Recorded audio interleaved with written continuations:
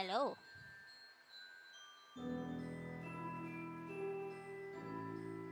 Oh,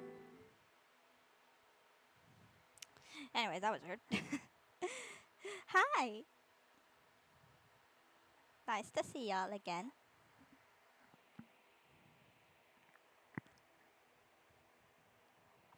Thank God today wasn't that bad though, for in terms of like temperature. Like it was still at an uncomfy temperature, but not it wasn't as bad as it was like these last few days. Woof. Oh, um, before I get the stream started, I I want to take a moment of silence for uh Michaela. I think that's her name. I'm really bad with names. Cause the fox lady, the Save the Fox Sanctuary lady. I want to take like a bit of moment of silence for her.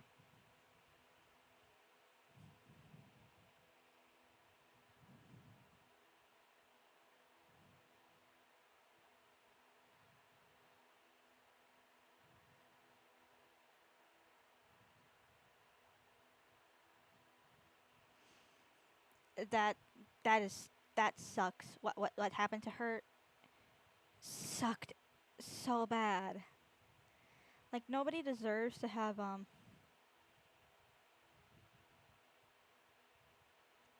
like have that level of harassment like thrown at you. Cause that is just oh.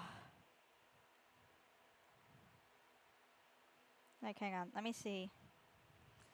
That that's actually bugging me because I can't remember the name now. Yeah, Michaela.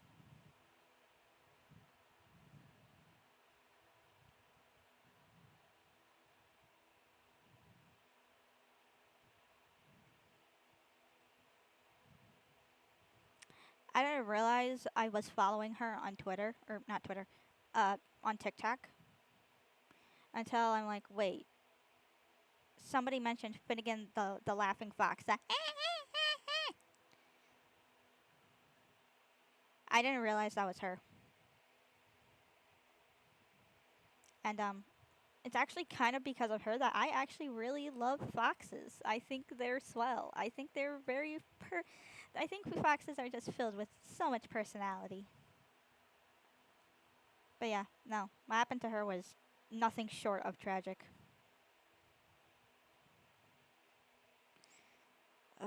I wish her family healing. Because that is.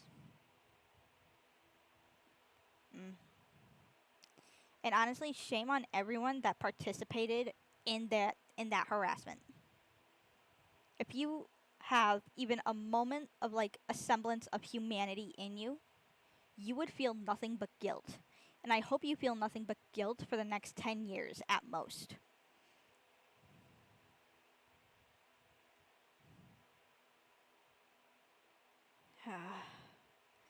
that is that is just so sad.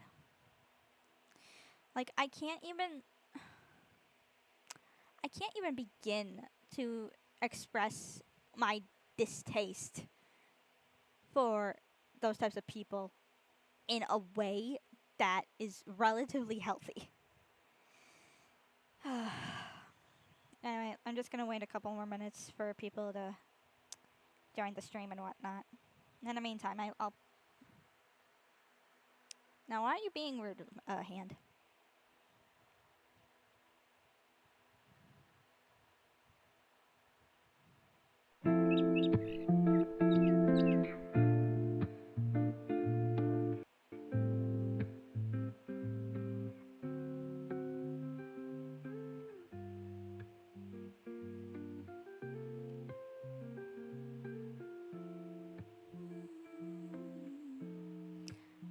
Let's see what's going on over on Twitch. You guys can hear me, right? Not too loud, not too quiet. It's hard to tell.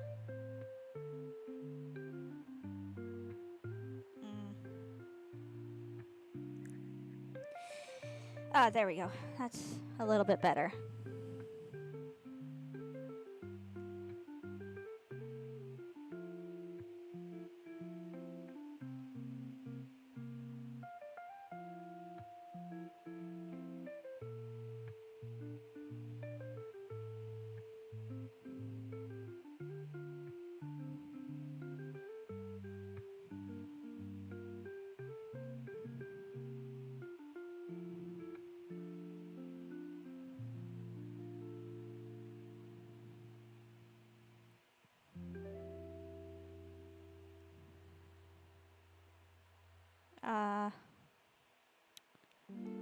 me see.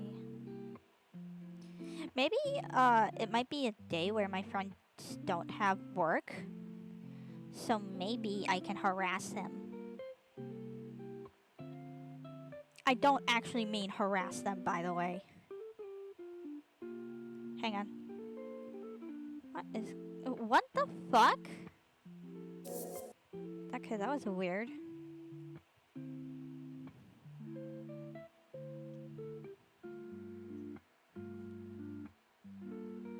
Okay. Control C.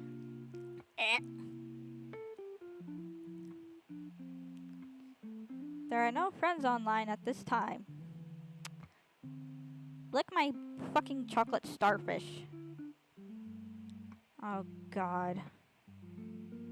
Discord no wanna work.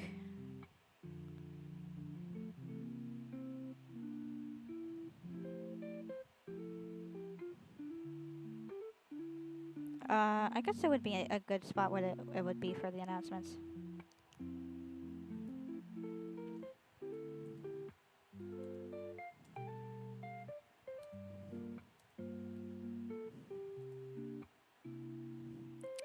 I won't tag people. No. Let's see.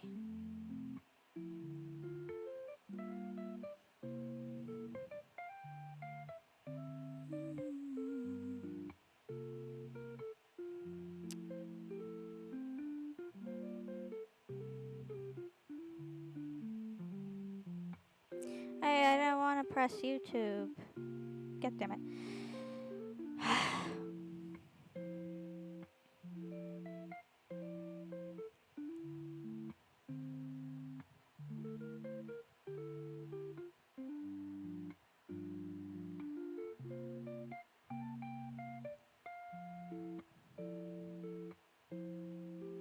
Oh no. Oh no. Oh no. It's happening again. Guys, it's happening again. I'm getting followed by bots again. I hate it. I hate it here. I would love to play Repo. That looks like such a fun game, but that shit costs money.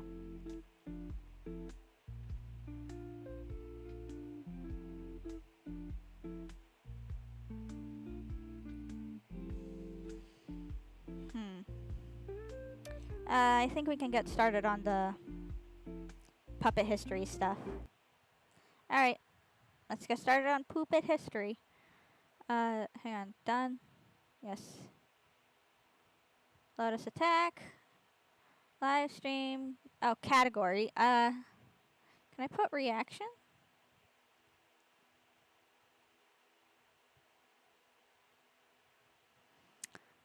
I can, but we can just do just chatting for the time being. There.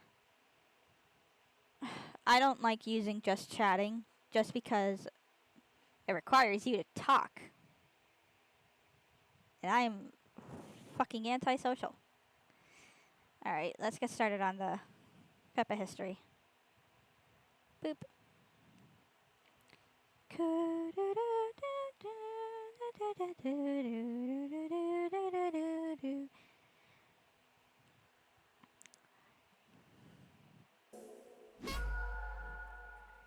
Welcome one and all to Puppet History. Today we'll be taking an ever-winding look at yet another chapter in the heavy, heavy book we call history, while our guests ruthlessly compete for the coveted title of History Master. I am obviously your beloved host, the Professor. He won't tell us what his name is. I've tried to guess it throughout all these episodes. Wow. If you guess it, you can win my little jelly beans. Don't want to know what that is. That's not a euphemism. Ryan Bergara, are you ready? I'm ready. Special guest Jenny Lorenzo, are you ready? What's up? Then let's crack in.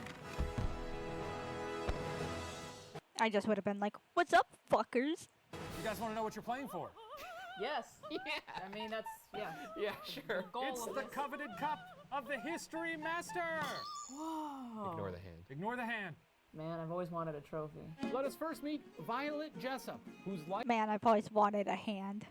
would intersect with history in some pretty wild ways. Violet was born in October of 1887 in Argentina, where her parents had immigrated from Ireland.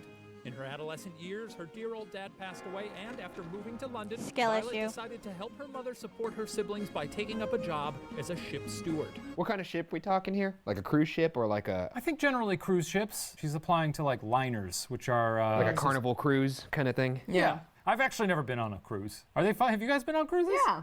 Yes, and I've actually went on a whole tangent on Kick about my horrible, horrible experiences on cruises. Yes, I get seasick. Leave me alone. I haven't actually. Been around the Caribbean a couple times. If you go on like Royal Caribbean, they have like a park now on one of the damn ships. They got lazy rivers though now, I think. They have like skating rinks and No, like all I right, said, let's not get a the park. professor on his lazy river. I love tangent. lazy rivers, man. I'd love to die on a lazy river. If he doesn't end his life face down in a lazy river in Boca Raton, then he didn't live a life worth living. That's how I want to go. Just imagine me floating. We're telling a history story Oh, here, yeah. right? I'm imagining, yes. So she wanted to be a so she wanted to be a stewardess on a ship. I wanted to be a ship. I identify as an Apache attack helicopter. Wanted to be a On ship. a shit. She wanted to be a But, shit stewardess. From the get-go, she had a rough time nailing her interviews. Don't we all? For some history points, Oh yeah. can you guess why? A. She was considered too attractive. B. She was considered too unattractive. C. She smelled of boiled ham. A. All right, Ryan Bergara, what have you chosen? You don't have to say my full name. Ryan Bergara. I put C. Boiled ham emanating from someone's pores is very funny to me, especially in a small room with high stakes. Jenny, what'd you put? I chose B because the Hang on. stewardess industry has always been pretty vain, especially with airlines. You had to That look is hot. true, unfortunately. So I would assume it applies to cruise ships as well. Yeah. Well, Hang on. Sorry. Hang on. I need to harass my friends. There we go. Me stream right now. Come say hi. And I did it with such an annoying, like, type of verbiage. let's find out. Yeah, he keeps doing that. He keeps passing out, and then the curtains go down. It's I very don't know if alarming. he was vomiting or passing it. Oh, my jelly beans. Not the jelly beans. Vomiting or passing it. Oh.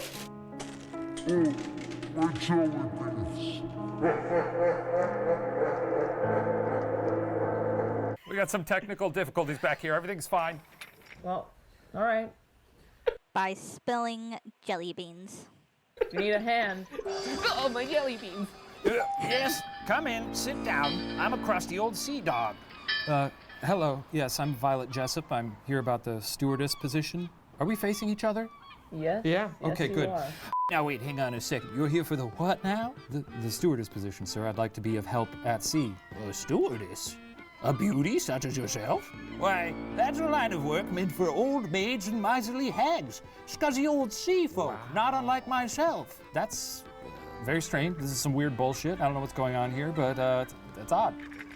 She was too hot. So they wanted what? Ugly people working for cruise ships? I'm sorry. Is that what? Is that somehow more offensive? I don't know if he. What? Okay, what time is my dad's appointment? 2:40. What the fuck? What kind of fucking shit is? Okay, fine, whatever. My dad has a cardiologist appointment or something tomorrow, and I didn't even know. He was like trying to put the moves on her, like, oh, you? You're far too attractive. A beauty like you shouldn't be slaving away on the poop deck. I don't know. So all sorry, right. nobody got any history points for that one. Damn it, I thought I was like, don't know weird. enough about It's cruise ships, weird. I guess. I guess so. In response, Violet and her mother put together what they called a, quote, man-frightening wardrobe, and after a couple of interviews, she found herself employed by the White Star Line, a company who was looking to corner the market in transatlantic travel with the launch of 3 state-of-the-art luxury no. cruise ships. Can you guess the name of these 3 ships? The Titanic, the Olympic, and the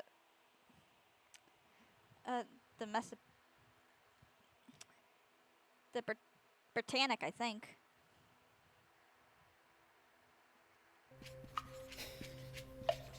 A lot of writing from Jenny. Ryan, what'd you put? I didn't know, so I just put Bruce, Robin, and Alfred. Bruce, Robin, Yeah, and Alfred. Everyone's favorite trio. Those are the names of butlers. Oh no, that's Bruce Wayne, Robin, and then Oh, that makes sense. Alfred yes, is a butler. Just what in the hell kind of answer was that? Is this a game to you, Bergara? Jenny, what'd you put? Well, I'm totally wrong, but I Sure. wanted to just. La Niña, La Pinta, y La Santa Maria. You know what? I'm gonna give you a point for that because those are real ships. So you're off to a great start. This I'm is just so excited. this is consistent with what he's been doing. I haven't won a single damn game. You tied. And this is not an No, no, assault no, on you, no, no. Jenny. This guy is creating points out of thin air like he's Drew Carey on Whose Line Is It was it Anyway? Who, Dareth? Oh, you did.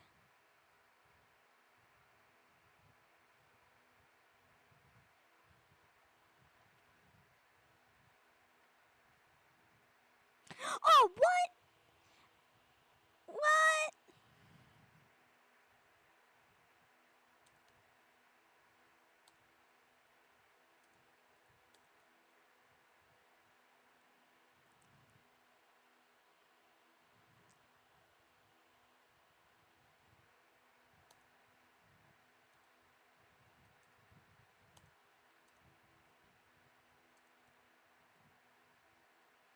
Hang on, telling to 1 p.m.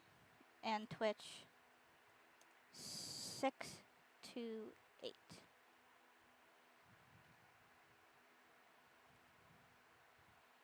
Wait.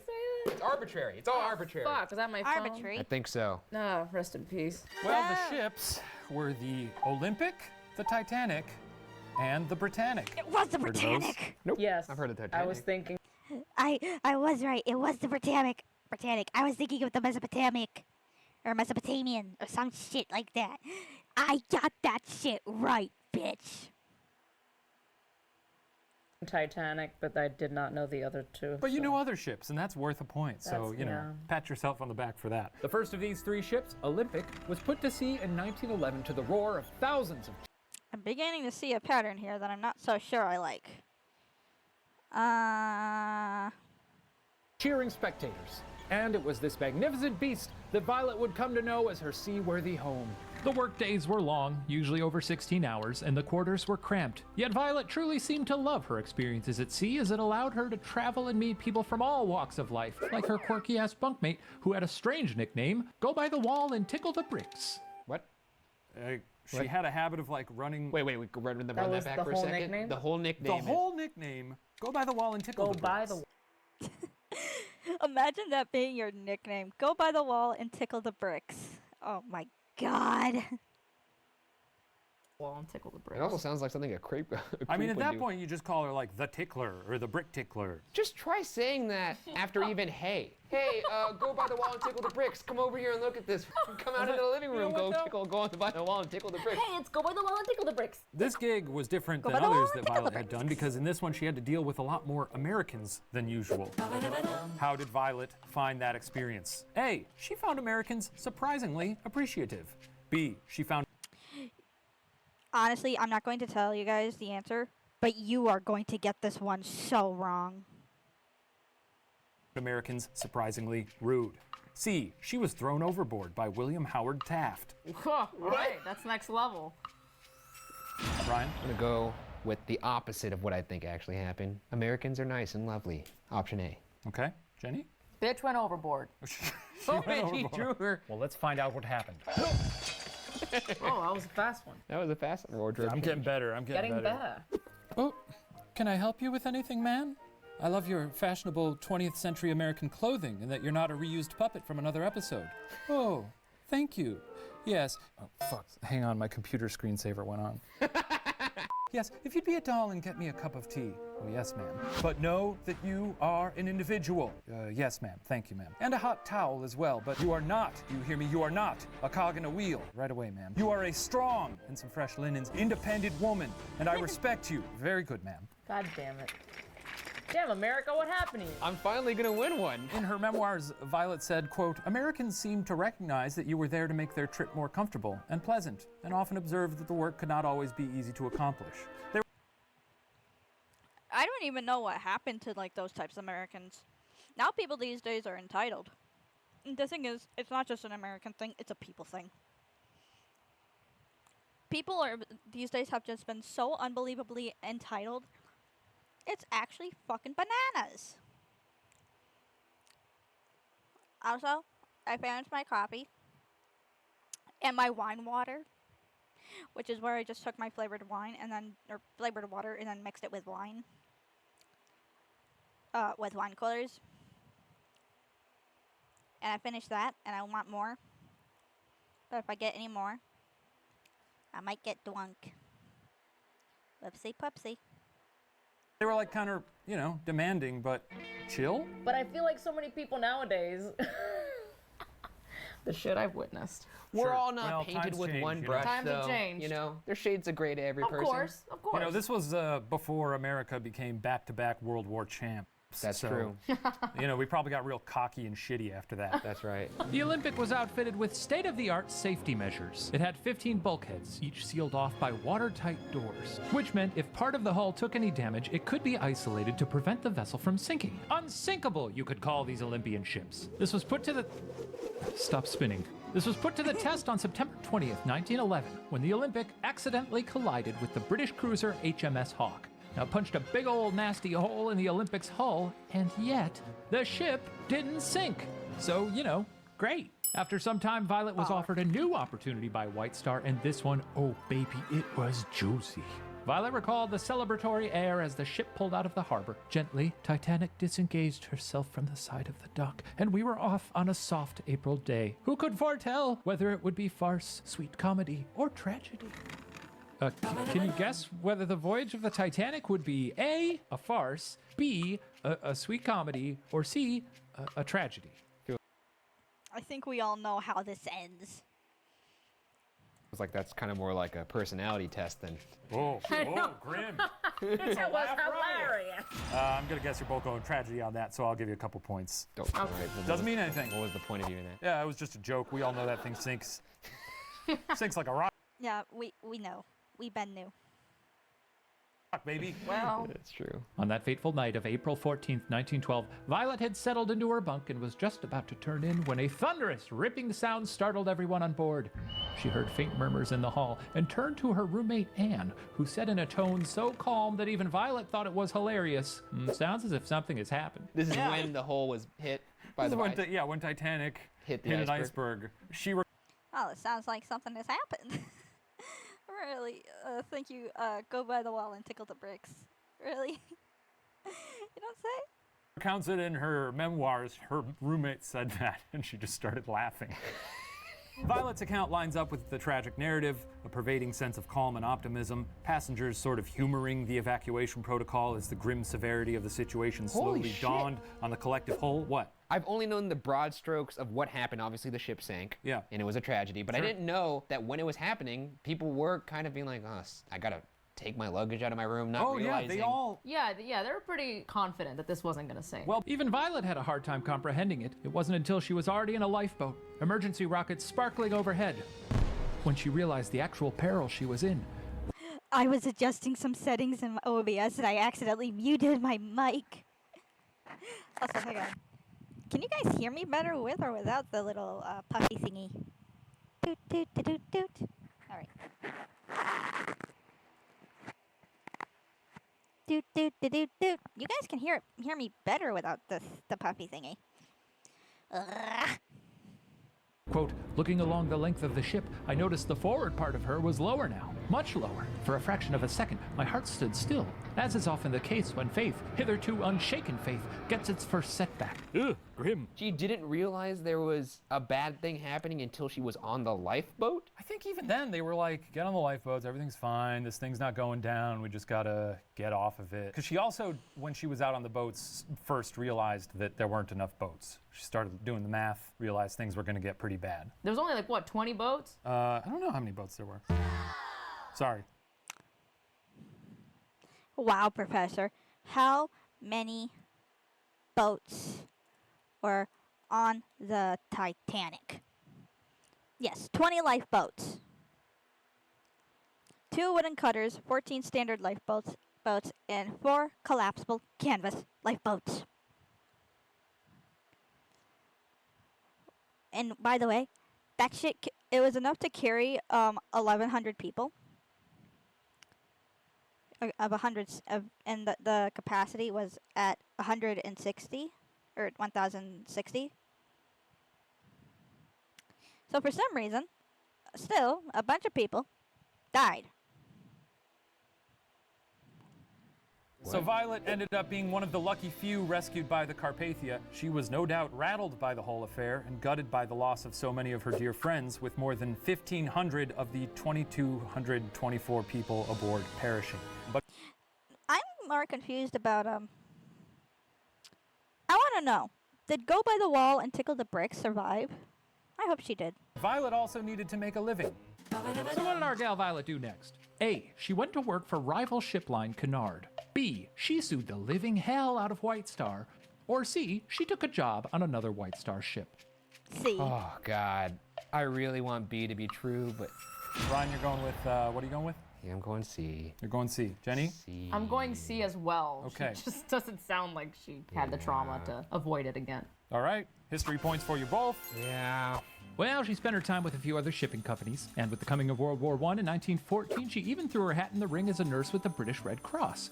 But by 1916, she was back in the employ of White Star on their third Olympian ship, Britannic. By the way, did anybody else sue White Star? You know what? I don't know. Maybe do a little research next I time. would hope so. Was White Star Line ever sued?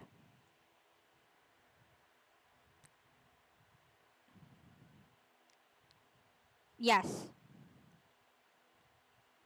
Looks like it only got sued like once. Though granted,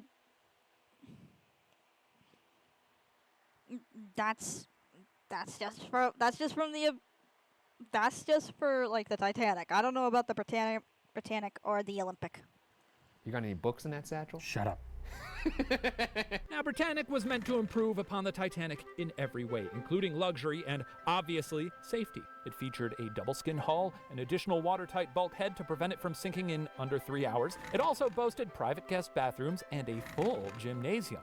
Maybe for Ooh. hooping. I don't know. Pass that rock around, you know. Bunny. Fancy. Have you guys ever been to like a hotel where there's a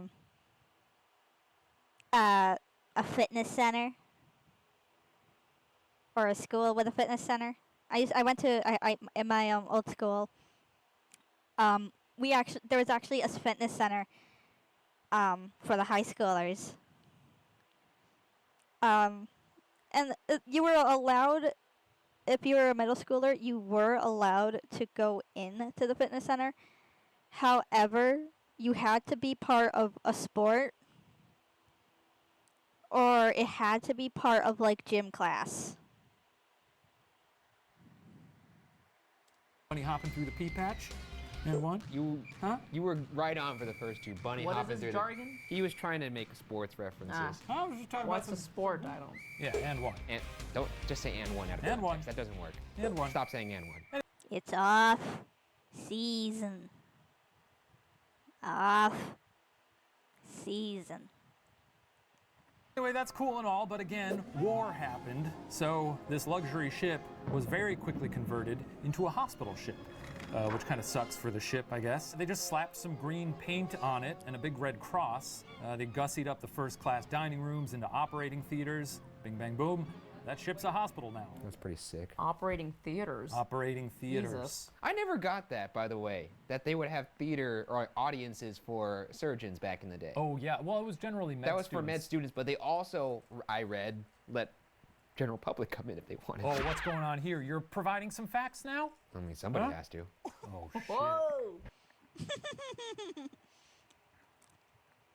Ryan, you can't just say that to the professor. He's having a conniption. He's having He's about to take out a little pistol from that satchel. All right. Now, Britannic also had a unique captain in one Charles Bartlett, who went by a very curious nickname. What was his nickname? A. Unsinkable Chuck. B. Iceberg Charlie. C. Buoyant Bartlett. Oh, those are all fucking good. I can't remember this one actually. I think it was Chuck. It was definitely A or B. Okay, Ryan, what'd you put? I put Iceberg Charlie. You put Iceberg Charlie. I love it. Jen? I put Unsinkable Chuck. Unsinkable Chuck. It was Iceberg Charlie. Point for Ryan. I'm gonna win one today, guys. Maybe. I can feel Who it. I can knows? feel it in my bones. Yeah, he was known for his ability to steer around icebergs. So, Do you think that was the only question they asked? Yeah. Perspective. Can Captains. you move around an iceberg? Yeah. You got you're it. hired. On the quiet Sunday morning of November 21st, 1916, the Britannic was making its way through a channel in the Mediterranean. One of her fellow nurses was a bit under the weather, so Violet, ever the pal, was fixing her up some breakfast in the ship's saloon. What happened next? A. Violet's eggs gave her severe food poisoning. Ugh. B. Iceberg Charlie began choking on a piece of ham gristle. Or C. The ship struck a German mine. It struck a German mine. Keep in mind, this was like back in like, I think, World War One. I can't remember. I'm pretty sure it was World War One though. All right. Gonna- Sounds like a shit show. Ryan, what'd you go with? I'm gonna go with A. I think it was a shit show. Jenny, what you got? I'm gonna go with B, a different kind of shit show, because she's like trying to help her like sick friend, and then all of a sudden this dude's choking on a Sure. piece of ham, whatever. Sure. Oh my God! If he dies, she's like an angel of death almost everywhere she goes. That'd be spooky. The air of morning cheer was brought to a thundering halt with a dull, deafening roar. As the ship shuddered beneath their feet, Violet recalls that, quote, men dropped what they were doing and jumped over presses with agility of deer. In seconds, not a soul was to be seen, and not a sound had been uttered. It was a German mine. Oh well, or did she work on another ship? I would not hire this woman under can't any deter me. circumstance. She's, Any ship she gets on is a death trap now. A harbinger of doom. Ugh.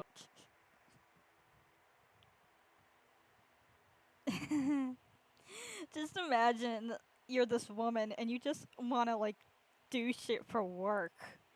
And you're just so damn adamant about it being on a fucking boat. And every time you just step foot on a boat, everything just goes to shit. So this whole commotion contrasted starkly to her experience on the Titanic when everyone sleepily packed up odds and ends and shuffled to the deck unhurried. But despite the frenzy, Violet felt little fear this time around because she knew the drill. Someone's cocky. This ain't my first boat sinking. First, she checked on the sick nurse she'd been preparing breakfast for. That's very sweet of her, but she was already up and out, so great. Then she grabbed a clock, a prayer book, and a toothbrush, since she remembered desperately searching for one when she'd been rescued by the Carpathia. Pretty Tweeting out, about to sink. Whoa. Sucks. See you bros later. That's exactly what would happen today. Oh shit, sinking bros. This may be it. TTYL. Once out on deck, Violet made her way to a lifeboat, and then looking overboard, saw something that really threw her for a loop. What did she see? A. The ship's propellers chopping up people in lifeboats like a Vitamix. B. Iceberg Charlie beating a Mediterranean tiger shark with a lifeboat oar. Or C. A genie. I really want it to be B, but it's A. Okay, so C's out. This is it. A genie. All right. All right. Ryan, what'd you put? Minced meat, baby. Option A. Sure. Jenny, Samesies. you also put minced meat. Well, it turns out old Iceberg Charlie thought that the ship was close enough to land that it was worth gunning for it. And not realizing that lifeboats had already dropped into the water, he was accidentally revving those propellers up into an inescapable death machine. Violet could hardly look away, so points for you both there. Yeah. Quote, the propellers were having their little joke with anything in their way. Though hands were lowering boats mechanically, eyes were looking with unexpected horror at the debris and the red streaks all over the water. Jesus Christ. This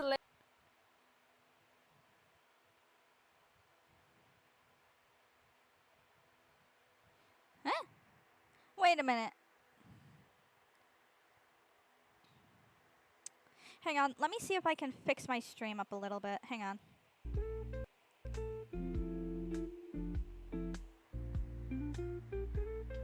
Hang on.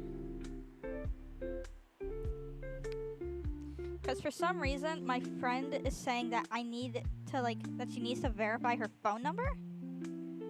And I'm just like, it should just be for your email. So I fucked up somewhere along the way. Alright, let's see. Go to Twitch. Twitch.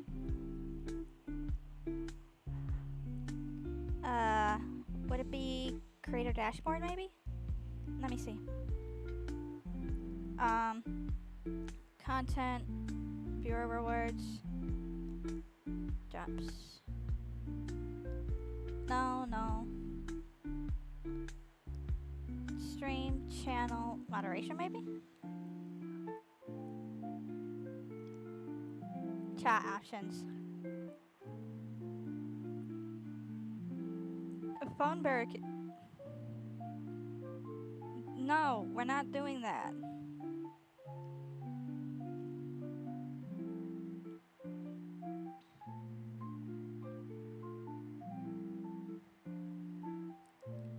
And then for phone verification, that will only be for VIPs.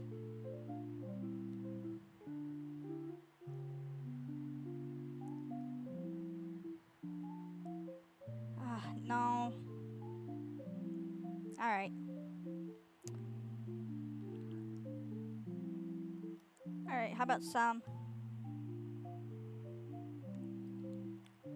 No. Charters without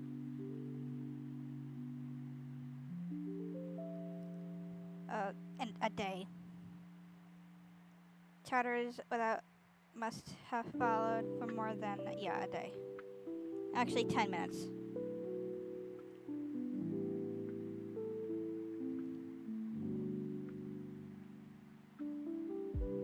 Oh, wait, hang on. Yes, chat verification.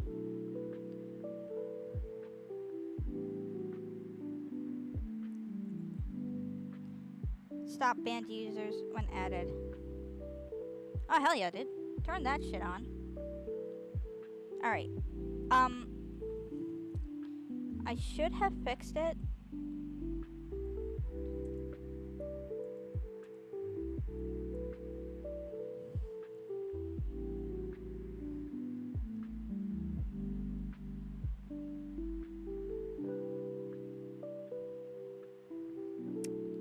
Alright, let's see. Back to Twitch. Specifically my channel. Desi's live! Everybody shut the fuck up. We're saying hi to Desi. By the way, Desi's model is so fucking hot. Like, this shit is not fair. Anyway.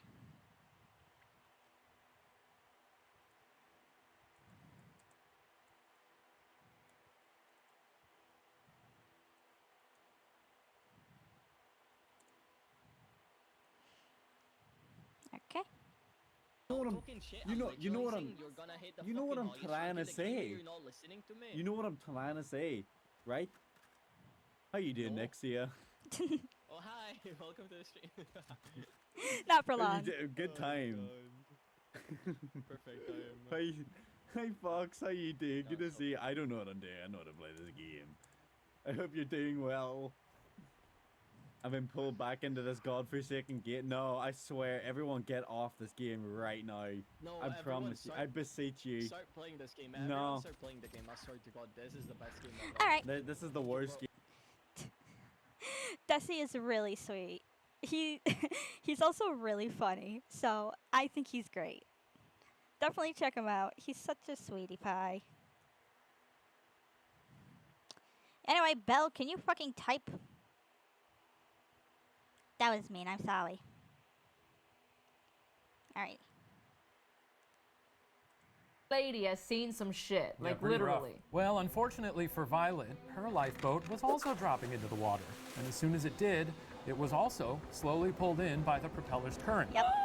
Everyone else in the lifeboat jumped overboard as it was drawn in closer. And Violet had to now make a choice because, fun fact about her, she could not swim. How do you think this turns out for Violet? And I'll let you just free write this one. So I know what happens. but I'm very curious to know what everybody else thinks. Oh, I hear a lot of writing. And I see a lot of writing with my functioning eyes. Doubtful. All right, Ryan, what do you got? I think she stayed on the boat Sure. and she beat her chest and hummed like Matthew McConaughey. The In boat, Wolf of Wall Street? like Wolf of Wall Street. She Okay. went, Wow.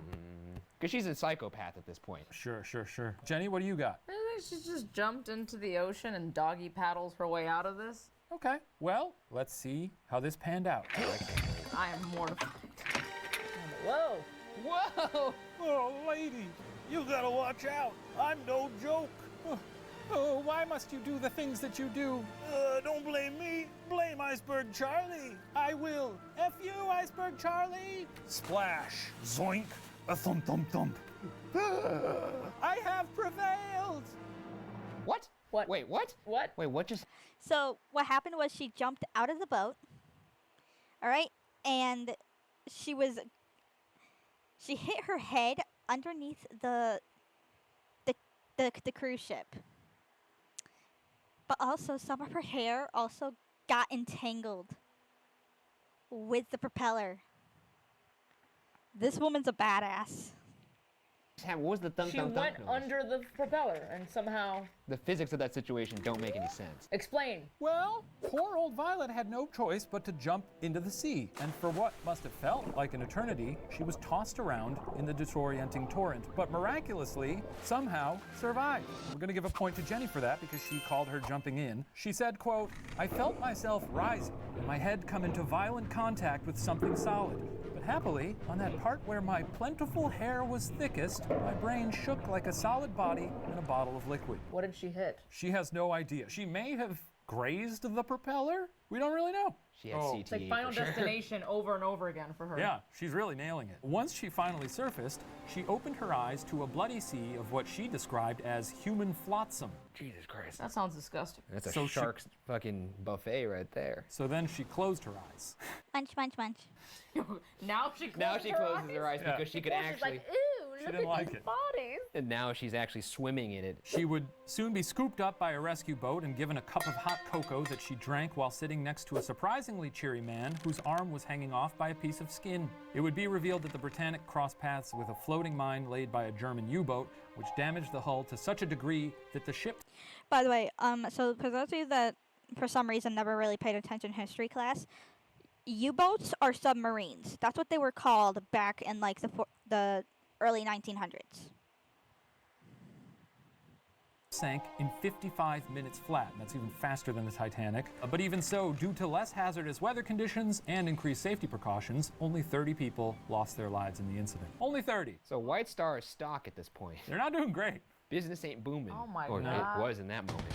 To bring this story to a close, one last question. Alrighty. After all this bad luck, how do you think things turned out for Violet in the end? A, she was killed in a roller coaster collapse on Coney Island. B, she was bitten by a rattlesnake while picnicking in Argentina. Or C, she lived well into her 80s and died a peaceful death. I'm gonna go with C, mainly because I actually forgot the answer to this one. But I believe she actually, I think it was she encountered either one or both of these. But she also ran into an alligator. Ryan, what do you got? I'm gonna go with C. She because lived well into her 80s and died a peaceful This death. sounds like the writing of an old woman laying in bed. Just the fact that this woman, the Titanic was a subplot in Yeah. her life. Pretty interesting life. Jenny, what do you got? I also chose C. You've also got C. Violet, or Miss Unsinkable, as she was occasionally called, continued in the employ of White Star and various other lines for many years to follow, and lived until the ripe old age of 83. That's nuts. The luck of some people. I would encourage everyone to read her book, because she's a great writer. She wrote a whole memoir of her life. There's a lot of details in there we didn't even cover. She had like a torrid love affair on shit. one of the boats. She had a run-in with an alligator. Every one of these stories would be the craziest thing that happened to any human. True, And yes. that happened to all of her. Oh my A God. collection of tall tales. Exhausting. Quite the resume. Well, that concludes our history lesson. I'm going to go tally up the scores to see who receives the coveted cup and title of History Master. While I do that, please enjoy the special performance from a very special guest, the propeller who chopped up all.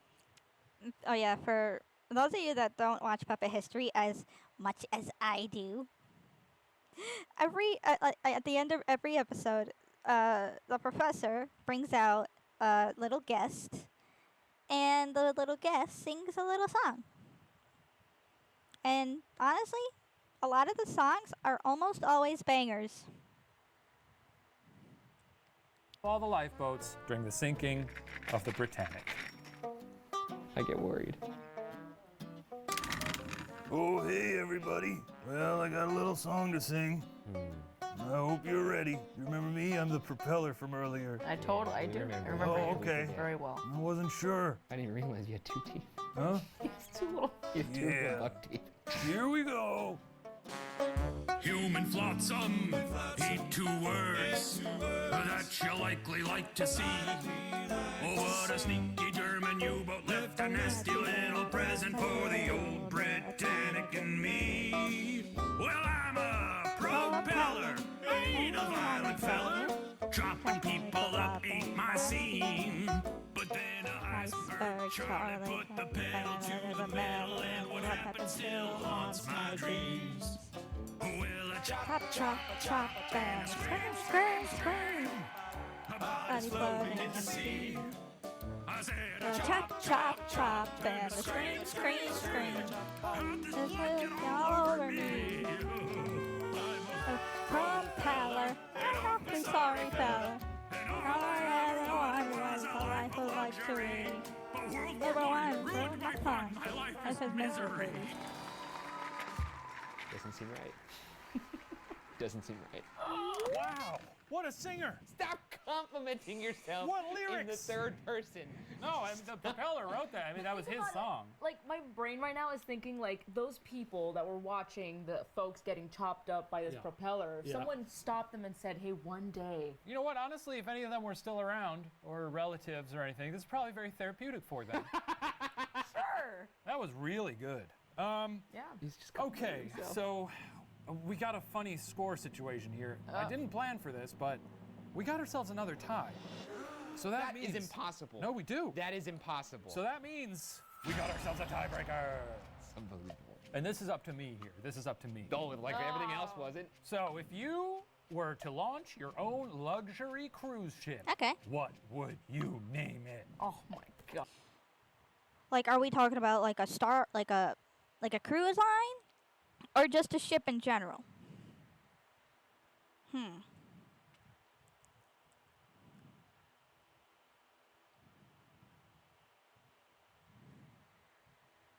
Good question. Oh shit. I'm actually thinking. How about we for the at least the line and everything, I can just call it Starry Nights Cruises. Whereas with the ship, it can be. Hang on. You know what? Let's look up some good old Greek.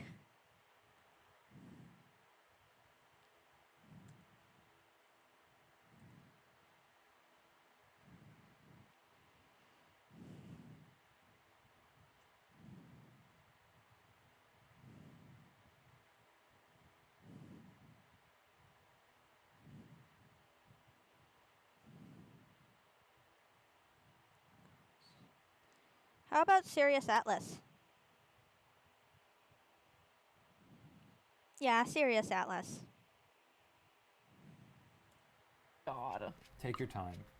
God, that song was good.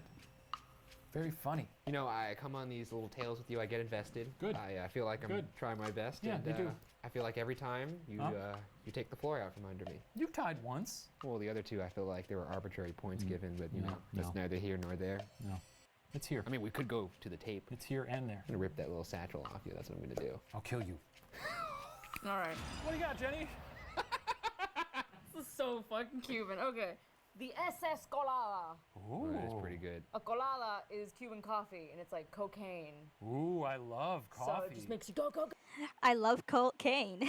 I gotta try that. I just called mine Buoy Baby. You called it Buoy Baby. Hop aboard the Buoy Baby. Hey, we're gonna Buoy Baby. Honestly, I like Buoy Baby. Buoy Baby liners. You know what? It's a tough call, but I'm gonna have to give it to Jenny. Hey. Oh. What? Hey. Jenny, come on over here and claim your prize. You are the history master. Buoy Baby. Alright. So for now, we're just gonna vibe.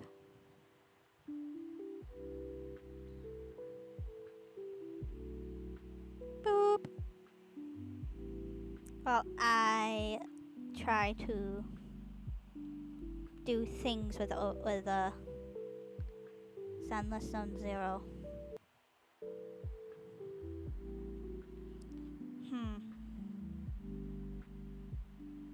Alright. I don't know what I want to do. Do I want to keep going with Puppet History? Or do we want to play some games? Because it's entirely, it depends.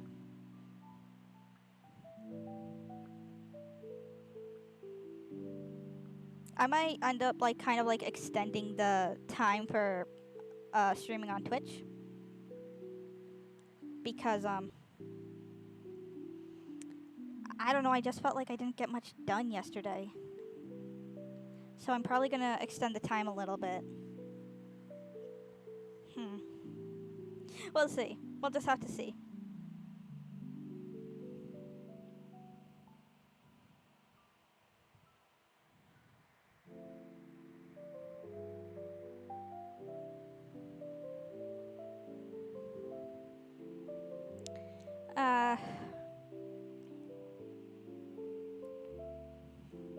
Because part of me wants to do more Puppet History, but another part of me wants to like do more, some Zenless Zone Zero and stuff.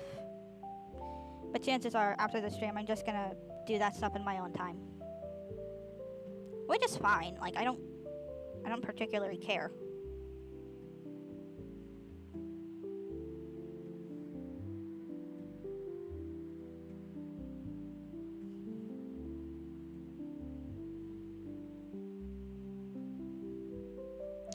I am in pain.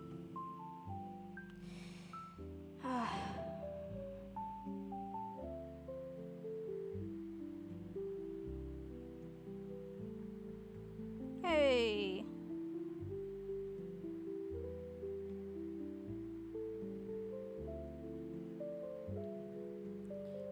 I wish I was able to see like, because I don't like using Streamlabs. I really don't like using Streamlabs.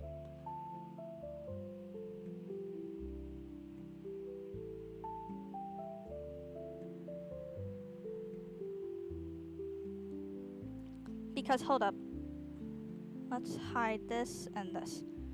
Alright. So let's open Streamlabs. You guys won't be able to see OBS because I made it so that I can't catch OBS. But here's the thing. I would have to import all of like my shit and everything into Streamlabs because I forgot the setting to import that stuff into this from OBS to here.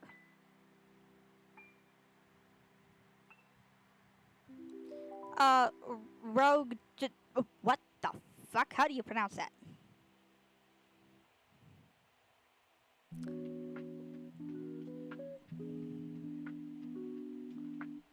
No, seriously, how the fuck do you pronounce that? I just realized my VTuber's in the way. So I'm making myself super small.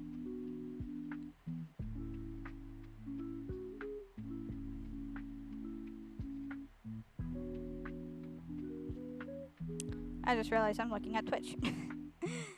But no, I forgot. Because it's just...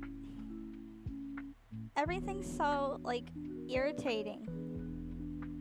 Because I'm trying to remember.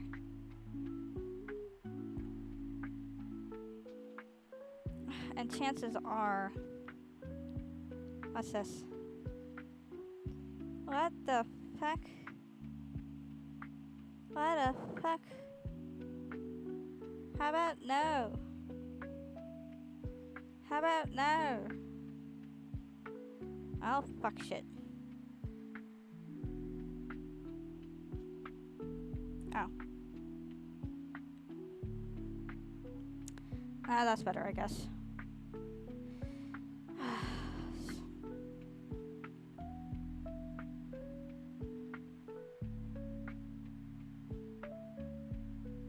Cloudbot? What's Cloudbot? I don't know what Cloudbot is. Build engagement. Get started by activating Cloudbot.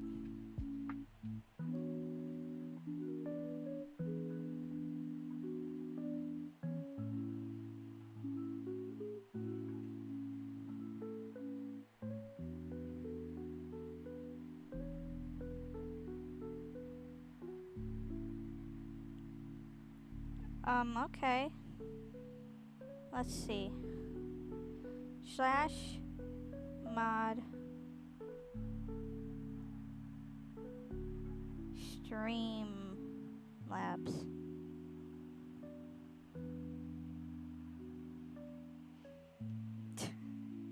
I think I did it.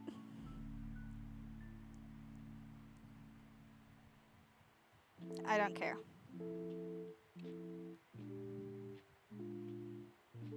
Genuinely 0 fucks given. Anyway. Now I'm trying to figure this shit out again.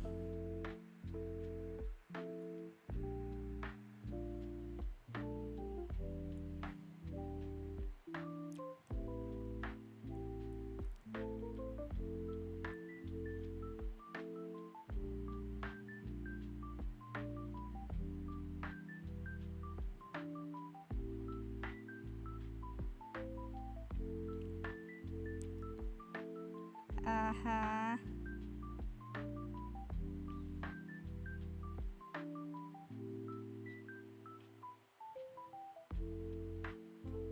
I don't know.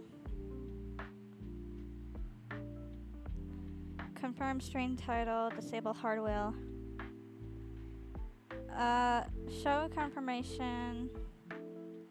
Source alignment snapping. Dude, I don't fucking know. Guys, I'm an idiot.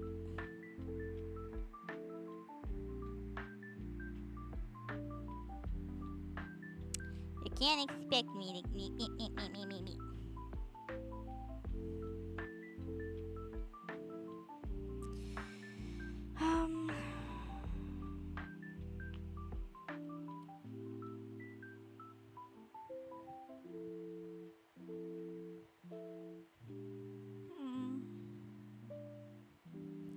Sometimes just seeing a bunch of like nothing but emptiness is just really disheartening. And it's no one's fault. It really isn't. I'm just small. But it's still, it doesn't make it any less disheartening.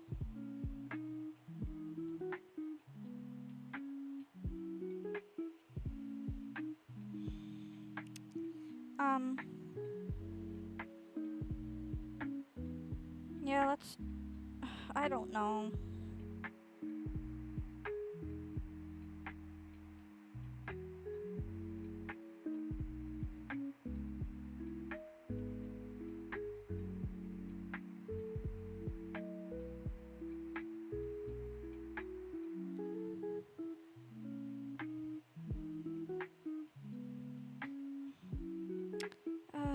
I guess we can keep going with puppet history. And there's nothing against doing puppet history, like nothing at all. I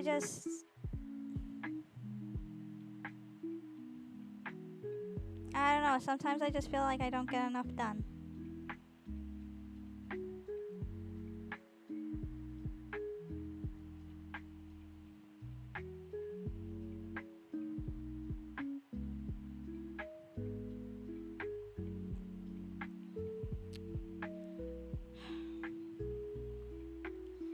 Okay. I'm gonna cut to a break. So this way you guys can like grab yourself some snacks and I can just have a little bit of an existential life crisis. Alright, I shall return.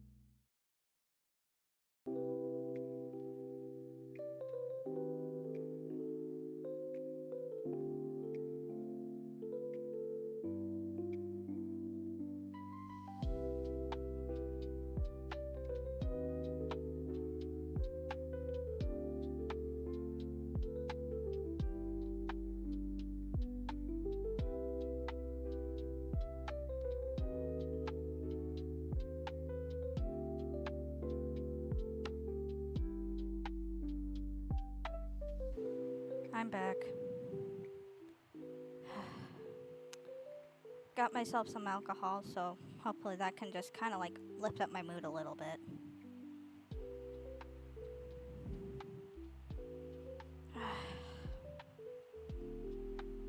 Yeah, we're doing the Dancing Plague.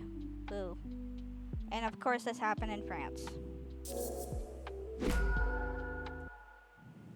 Welcome one and all to Puppet History! Today we'll be taking a deep diving, ever-winding look into yet another chapter in the heavy, heavy book we call history, while our guests ruthlessly vie for the coveted title of History Master. Ryan Bergara, are you ready? Yeah, I'm ready as always. Special guest Jermaine Fowler, are you ready? I don't know. Okay, then let's crack it.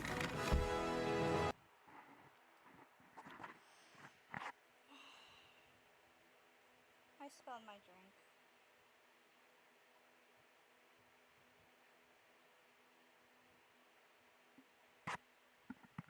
I spilled my drink.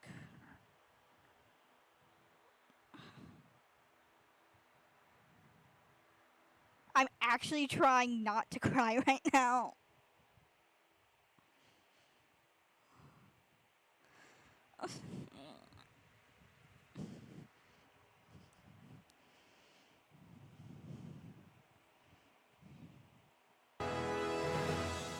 Could I take another guess at your name? Huh? Sure. You're the professor? I'm the professor.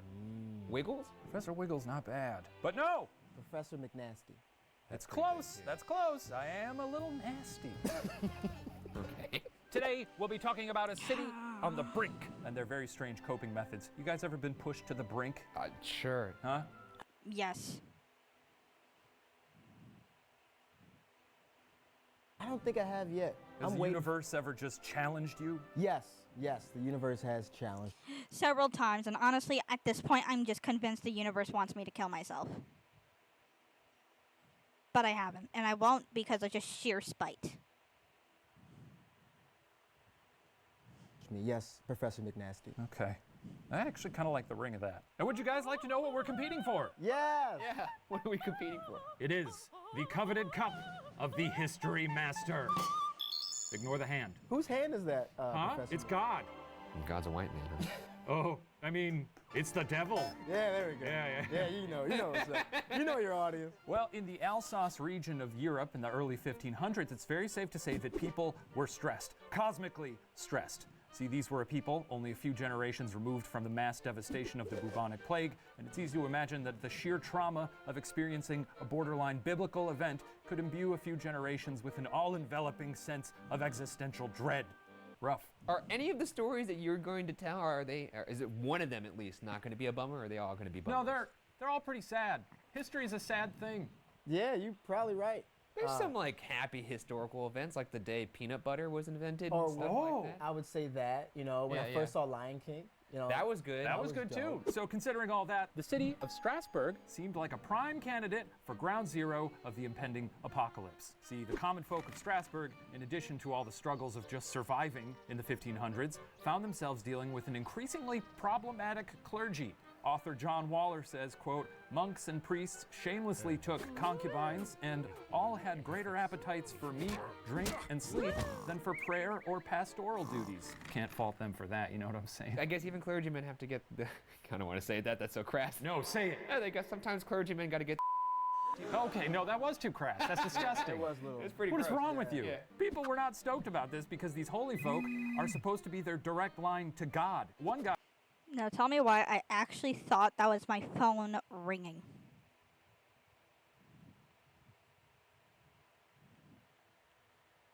Hang on, I'm checking Discord again.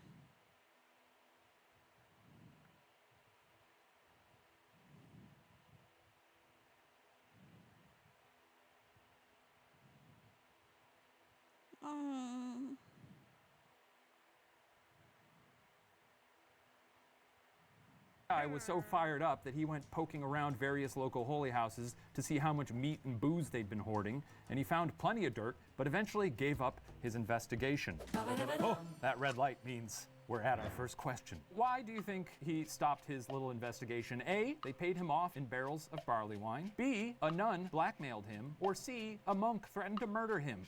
Let's see. All right, Ryan, are you locked in? I'm locked in. What'd you put down? I put C. You think a monk threatened to murder him? I don't think that's what happened, but it is the funniest outcome. So Sure. that's how I've been playing this game so far. Makes sense. Jermaine? I chose B, You chose B. non-blackmail. With a happy face. Yeah. A little happy face. You know, a nun and blackmailing you just seems insane. And I always go with the craziest multiple choice question. But a monk threatening to murder someone isn't crazier? Well, let's find out. Monks are notorious for being peaceful people, so that is more crazy than a nun blackmailing somebody. You need help? No, everything's fine. Is that the monk? That's the monk. Oh, hey, Brother Thomas. Ah, my brother. Wonderful to see you. What brings your wonderful soul to the house of Sorry, fuck. What brings your beautiful soul to the house of His Holiness today? I saw something kind of weird recently. I could His house of holes. have sworn I saw someone wheeling barrels of ale into the church, but that couldn't be right. I mean, it's funny that you mentioned that because I saw something weird today, too. I saw a dead man walking. Huh?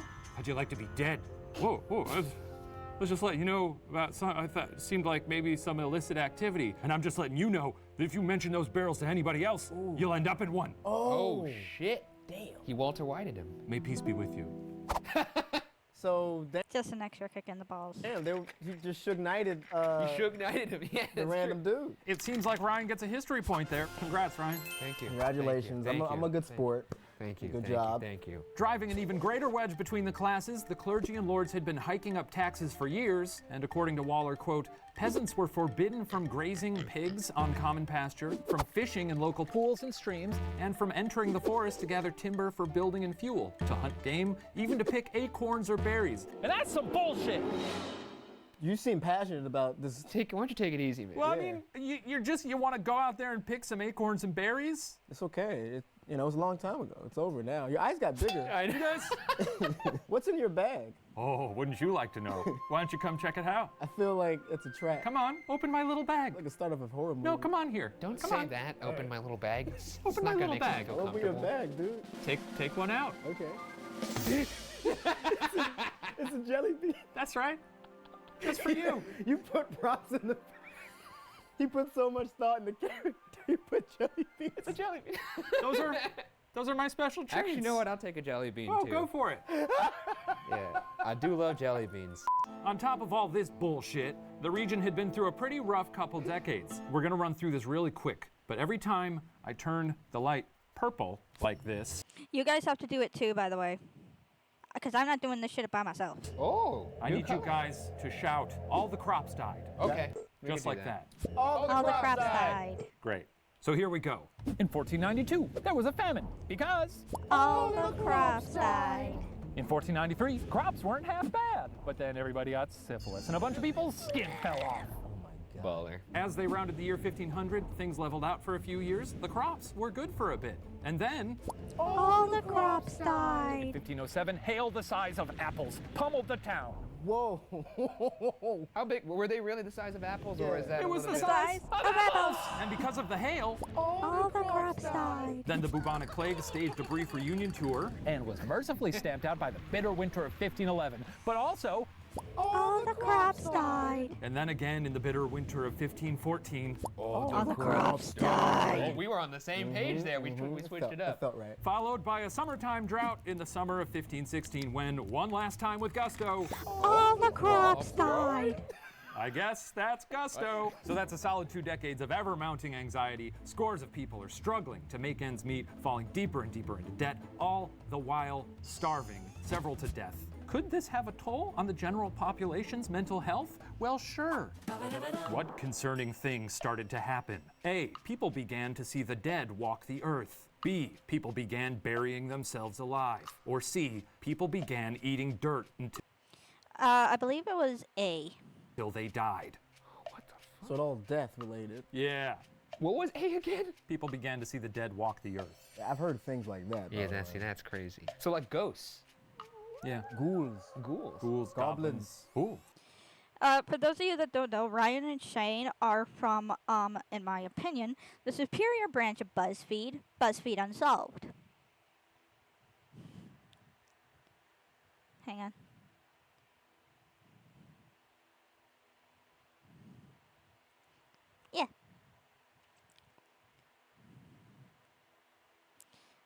And they do like a whole bunch of like different of like unsolved stuff. Like they've done the actual Men in Black, which by the way is an actual branch of the government. It's just supposed to be secret. They went to the Island of the Dolls. They've done a lot of stuff. But I definitely recommend BuzzFeed Unsolved. By the way, this one's my favorite. The Annabelle doll and The Haunting of Hannah Williams. Hannah Williams is their co-worker. Or was. And honestly, it is a very... I actually enjoyed watching it. At least I think it's Hannah Williams that I really enjoyed watching. Anyway. Buy me a Coke. All right, Ryan, what do you got? I'm gonna go with C. You're gonna go with C. People eating dirt until they died. Kind of similar to those people that danced till they died in France. Oh yeah, I've heard of them. Jermaine, what are you going with? I just feel like there should be like an all the above option because it just feels like all those things would have happened. But if I had to pick, I'm going with A. Well, that's a point for Jermaine. Oh, yes! That's right! I'm a history buff! So Waller describes, quote, thousands imagined their dead relations to have escaped from purgatory, running and screaming to the music of drum and pipe. Many of those killed in battle were reported to be carrying their bloodied and mutilated limbs. One woman was stricken with terror after having seen, quote, the ghost of her dead soldier husband clutching between bloody hands his own severed head. Jesus Christ. And these were all visions. Yes, these are all visions. But no one ate dirt, right? No one ate dirt, though that is a thing. That is a method of suicide. Someone tell Osamu Dazai from Bungo Stray Dogs. It's like a weird ancient thing. They would eat dirt until they died. Jesus Christ. Yeah. Wow. If you thought all that was bad, welcome to 1517, which they depressingly and hilariously called the Bad Year, which would play out like a greatest hits compilation of the previous decades. More frozen crops, more hail, some smallpox, some leprosy, and a fun new disease. Guess what this new disease is called? A, the English sweat. B, Lucifer's indulgence. Or C, horsebite flu. It would be funny if it was English sweat. All right, Ryan, what do you got? I'm gonna go with B. You're gonna go with B, Yeah. Lucifer's indulgence. Lucifer's Indulgence sounds great. Also sounds like the name of a dope coffee shop in Silver Lake. Okay, so A sounded like a nice tea. A tea called English sweat? English sweat. Yeah. Yeah. Yeah. Uh-huh. And B sounded like some incense. Yeah. So I chose Well, that's lovely. What is that? Lucifer's I indulgence. chose C, but You then chose C. I did a D or butt meets delight. But I don't Butt know. meets delight? Butt meets delight. You know what? It's a pirate. You know what? I'm gonna give you an extra point for butt meets delight. Hey, wait a second Yeah. here. Yeah. Wait a second. You can't do that. Well, you've never taken the initiative, Ryan. That's because I was playing. Hang on. Is there... There is no... No! Oh my god, that's so annoying. That's infuriating. So for those of you that don't know, right now I'm just checking like my dailies and shit on Hoyle Lab and whatnot. And...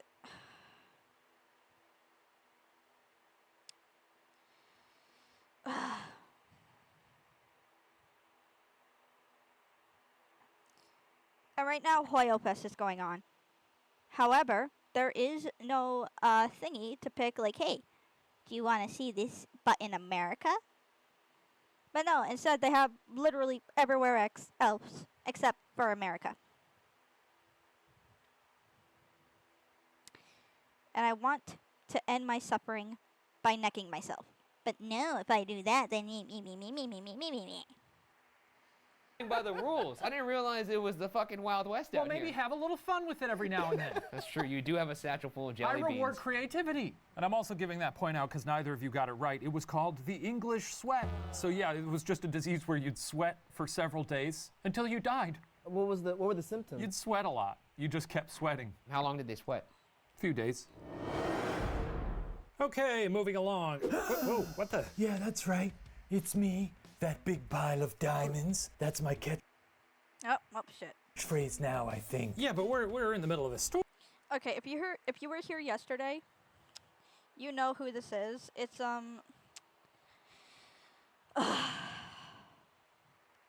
to explain to you guys what this is, it's a big pile of diamonds from the world's most expensive necklace. I believe it was commissioned by Henry or Louis the 14th or the 2nd. I don't know. It was one of the French kings. Anyway, he commissioned it, and before it was able to be completed, he ended up dying. And then, yeah, no, it was a big thing. I recommend you check out yesterday's stream. It's still up. Like, I can show you guys. It's still up.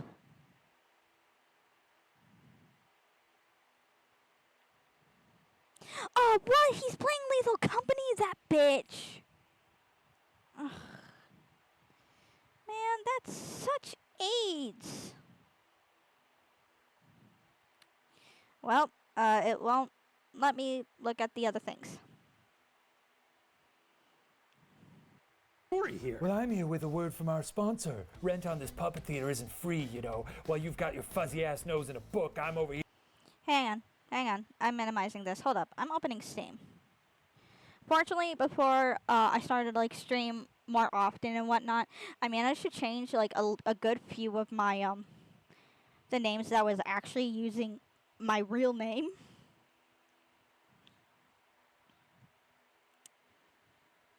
So, Steam, come on, you're embarrassing me over here.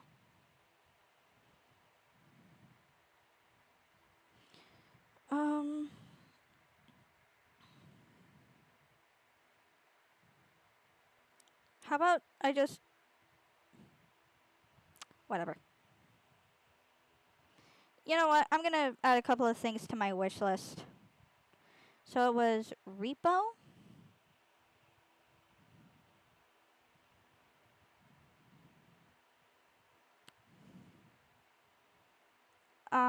How do I add to wish list? Oh, duh. And Lethal Company. You don't have $10? I'm telling you guys, I have nothing in my pockets besides some pocket lint and a paper clip. I have to keep telling like the bots that I don't have money. Huh? Wait, what is in my wish list? What is all in my wish list? Alright, Mafia 2. Royal Crown. Oh. We can get rid of that one. Dragon Ball Fighter Z Jump Force. Why is some of this stuff in my cart or wish list when most of it is free?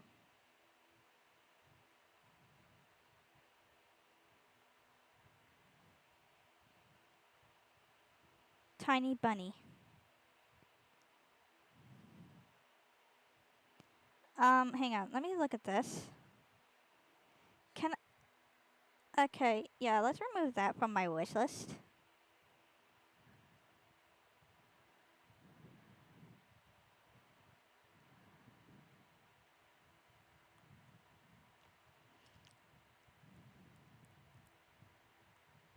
Okay, anyway. Is there just like a... How about price? There. Huh?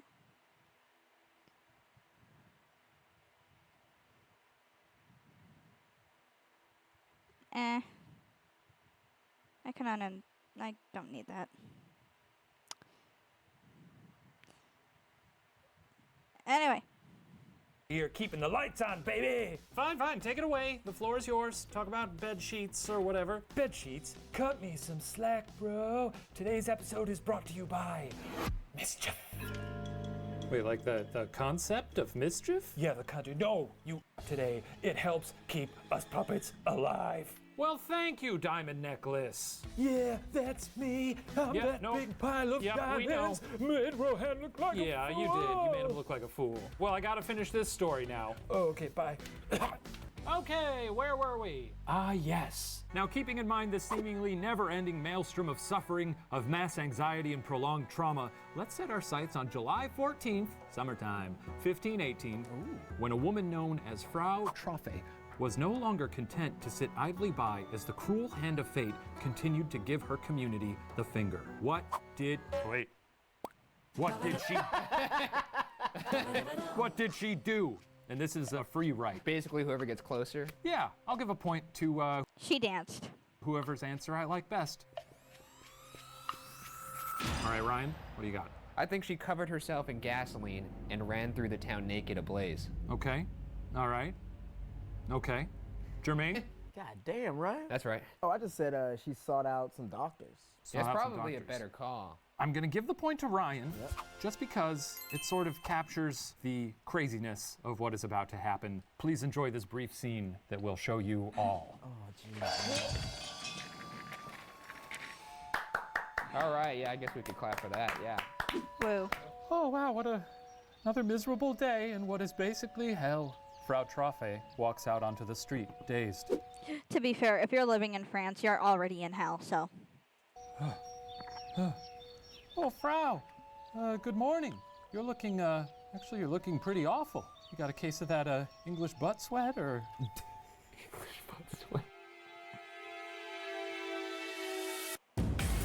And Frau begins to dance. And she dances and dances. I hope we put sound effects over this. Yeah, I will. Because this looks ridiculous. Yeah, so she danced. And people probably thought, huh, pretty funny. Good one, Frau. She danced until she died, or she just danced? Well, she continued to dance until she passed out from exhaustion. And then she woke up and she started dancing again. Your eyes are getting more crooked by like Huh? the minute. It's so funny. Like they're less straight now. This is how they are. I don't say anything funny about your eyes. You're right, and I apologize. I fucked up. I fucked up hard. It's fine. bro. I'm It's sorry. fine. Are we gonna be okay here? We're gonna. No, we're good. We're good. We are? Yeah, come on, man. Let's shake it out. I'm sorry, man. I just thought, you know. What the? Oh!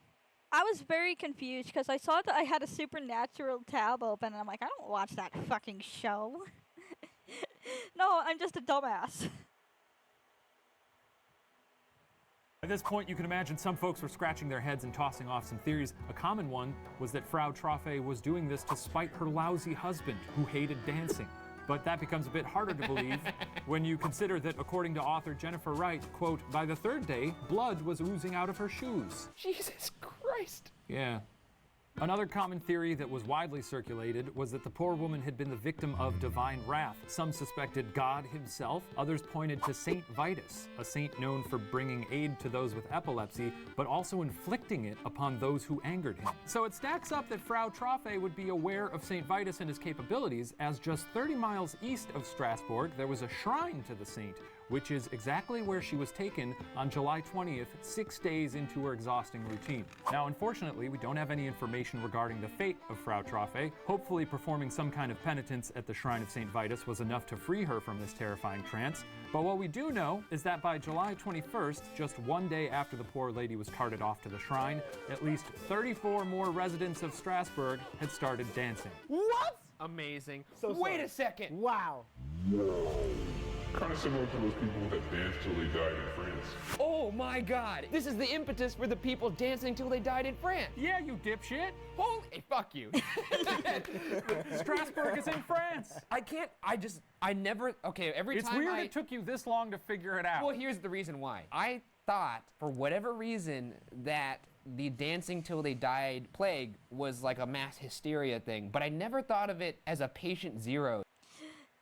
Yeah, no. The only reason why Ryan has even ever heard of like the dancing plague and shit is literally because of Shane. Shane has mentioned it so many times to him.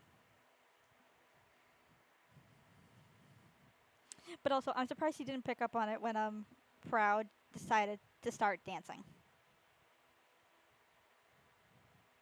Or at the absolute latest, when she just danced until her feet bled.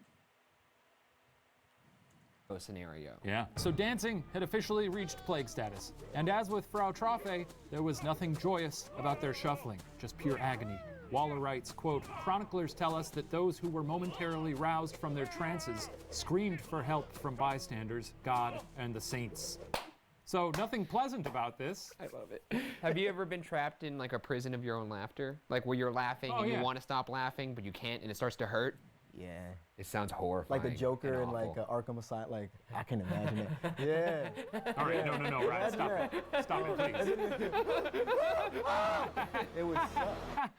Oh, I missed it. So what started Yes. Yes, you did. out as a curious anomaly had now become a bit of a municipal concern, enough so that a council of magistrates thought they should consult some local physicians. So, what do you think the physicians thought the issue was? A, hot blood, B, excess bile, or C, a It's A. phlegm deficiency? Damn, those all seem very plausible. Yeah. This is a tough one, McNasty. All right, Ryan Yeah, I'm gonna go B for bile. and Jermaine, I think it was A, hot blood. you're gonna go with hot blood. Yeah. But it also is good. The physician said, quote, dance is a natural disease which comes from overheated blood. No! Point to Jermaine. Well, hearing this, the council put their heads together and decided And like, if you actually think about it, and if you try to use context clues, you also have to remember when you're exercising and whatnot, you start to overheat and everything, and your blood starts to get all hot and everything. So that's one way to remember like how this all started. there was only one possible prescription. What was their plan of action? A, weighing down the feet of the dancers. B, baptizing the dancers. Or C, more dancing. C. This is a dangerous game you're playing here, Professor. All right, Ryan I'm gonna go with C, more dancing, just because it doesn't make any sense. and Jermaine? I chose B. It felt like at this point the doctors weren't helping. Sure. So they brought in maybe some religious people to just Leave it to God. yeah. I think, at this right? point, that's what you do. Yeah, that's true. That'll sort it out. Sure. But they did blame God the first time. That's true. So fuck. Yeah. I fucked up. I got No. it wrong. Well, point to Ryan. They cleared out a couple of the local guild halls and an open market area, even constructed a stage, and escorted the afflicted, now numbering over 50, into these designated dancing areas. And to seal the deal, there was one last touch. They hired a band. Dozens of musicians were hired to play the most. Yeah. I got a crazy gig for you, Frank. Yeah. Got a crazy gig, all right? It's we need it, all right? We need the money. The council also employed various unafflicted people to dance alongside the entranced people, encouraging them to keep going.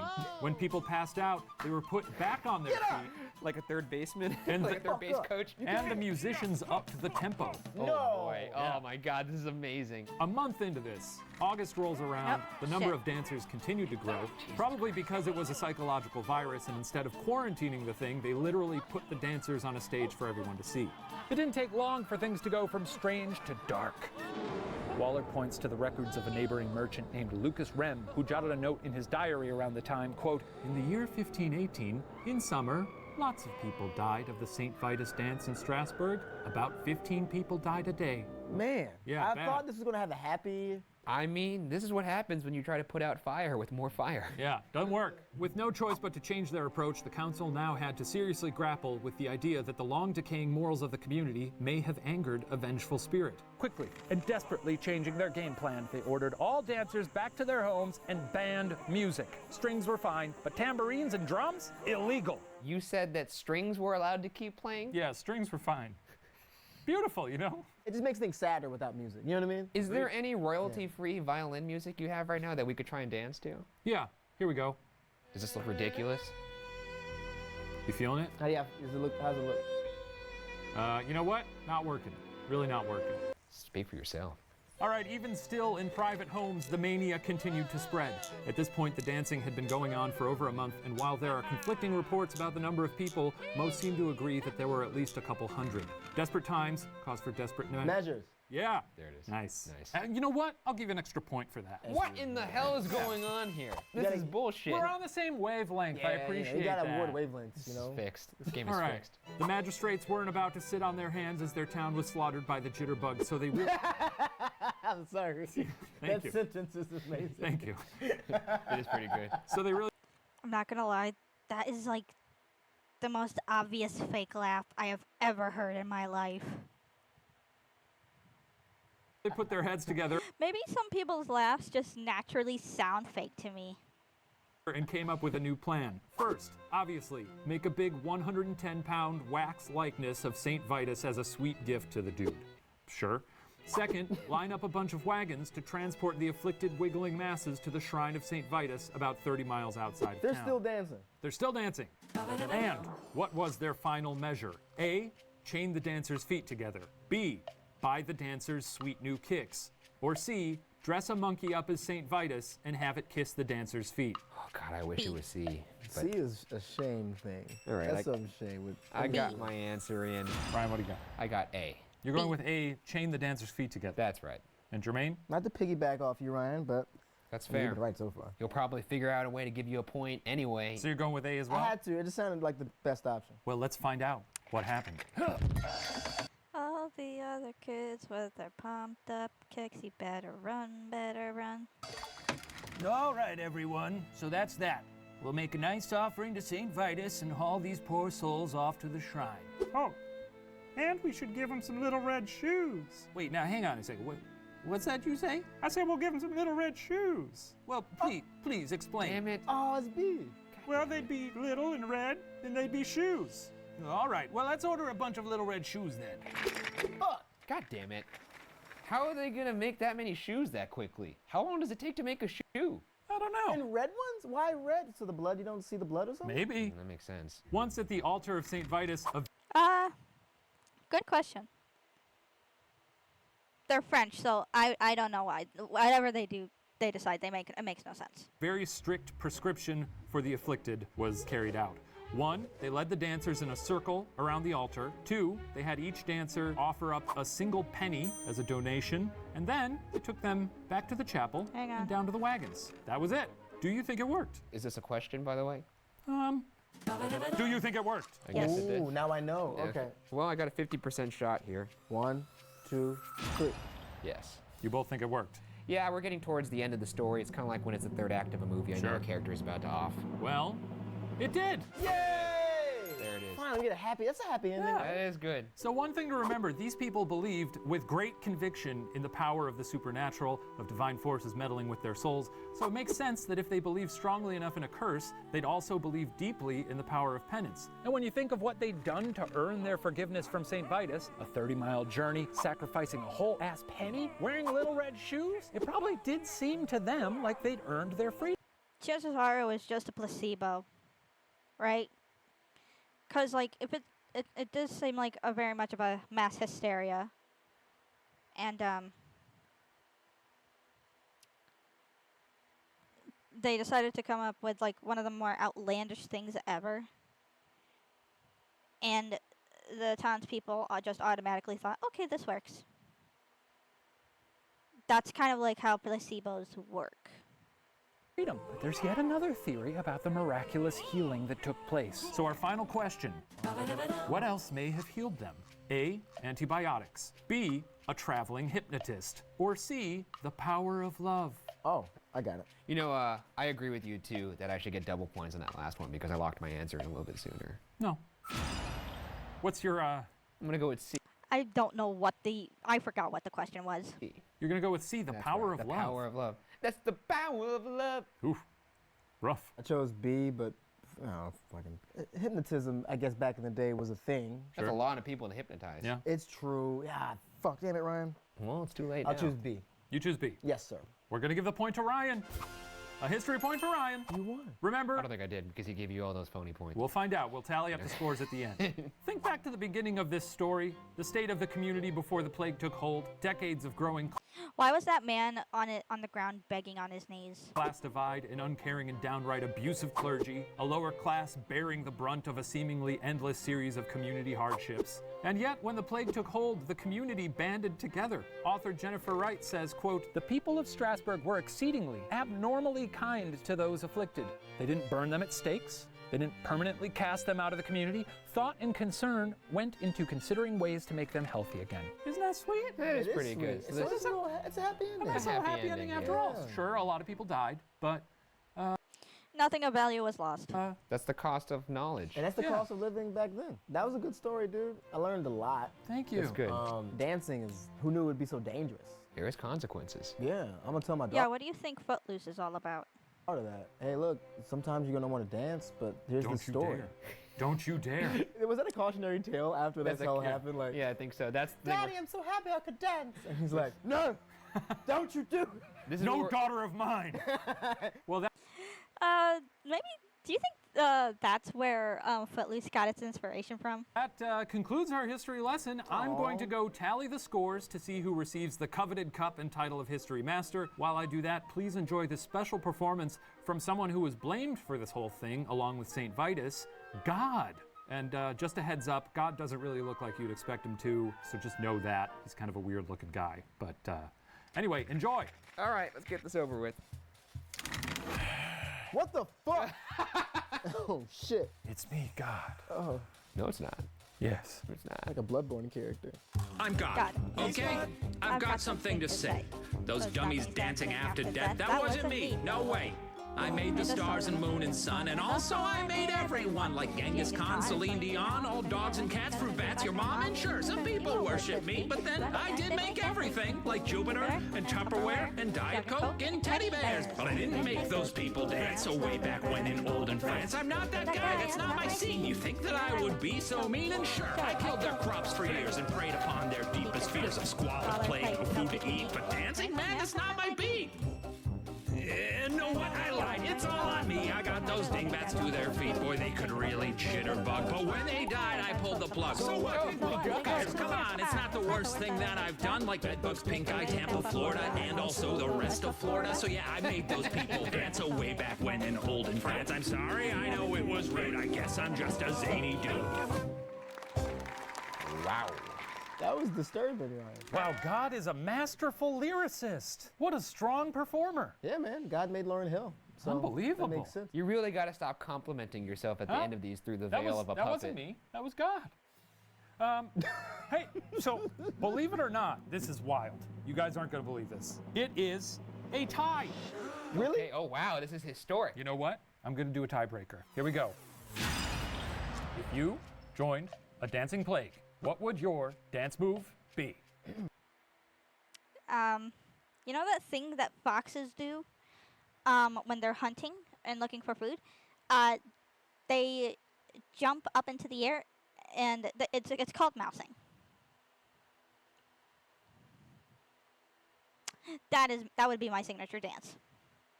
Just constant, like rapidly, just face planting onto the ground. Oh, so It's a dance-off, it's folks. a dance-off. I'm gonna go with a classic because I think it uses a lot of space. So I would go.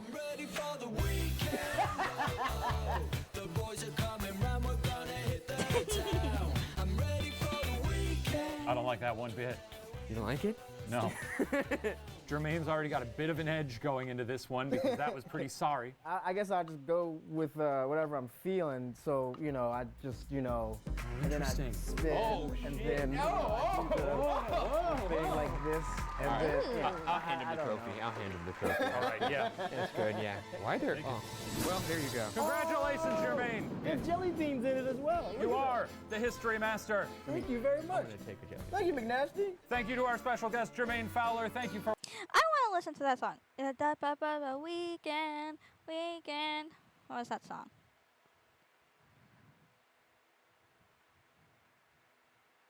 Music provided by SFX by Audio. Special thanks, Matt Real.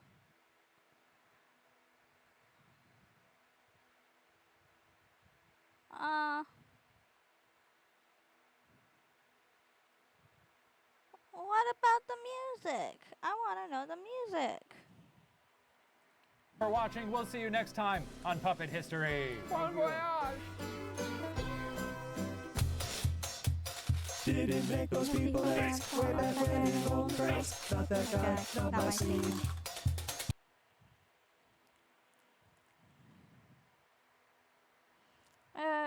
I still got a little bit. Let me think.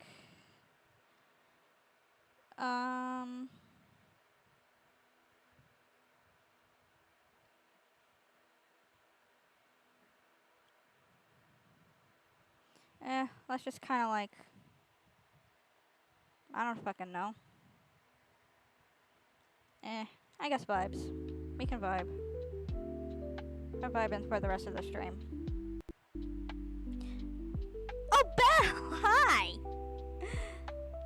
Oh my goodness. I didn't.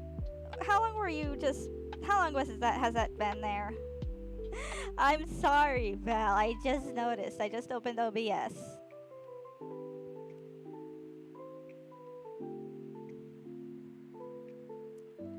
Okay, so it wasn't too long. Okay, so you definitely did not hear my terrible singing along with, God.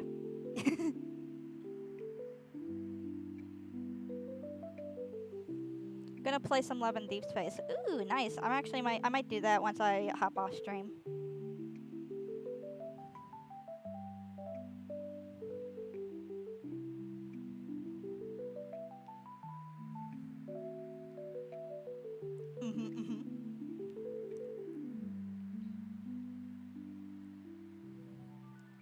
Woo woo.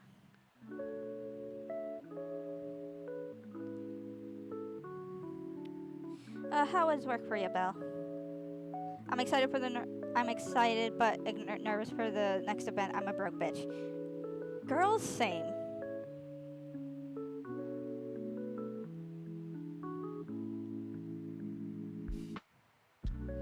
But then again, we all knew that.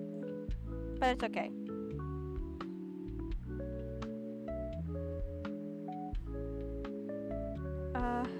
Actually, let me hop on Steam real quick. Because I do need to add Dead by Daylight. Lol, I started a new game. It's kinda like a fashion storyline love interest game. Oh really? What's it called?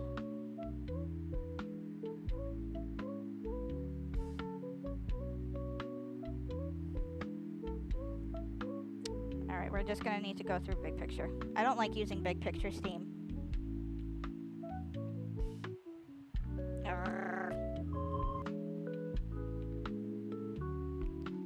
Alright, let's look it up.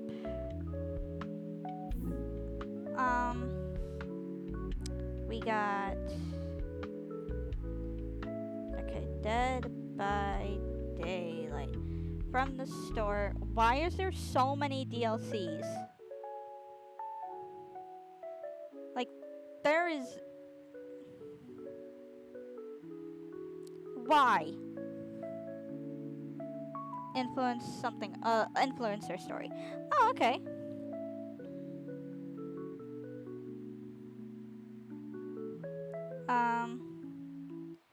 Oh, and it's on sale right now.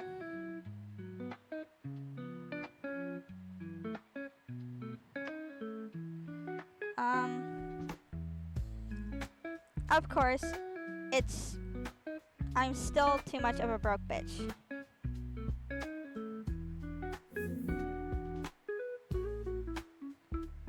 Settings.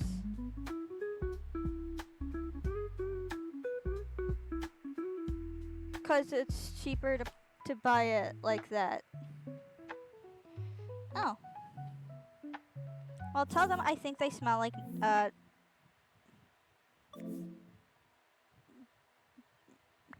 smoked carrots. Close Steam, because I hate Big Picture Steam. Seriously, Big Picture Steam is so annoying. Hey, I know you minimized like your tab and everything for Steam, but how about we don't do that?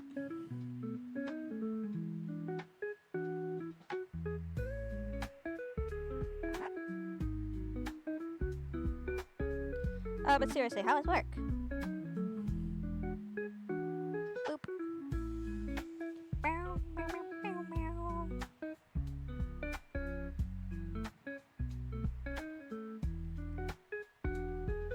Okay.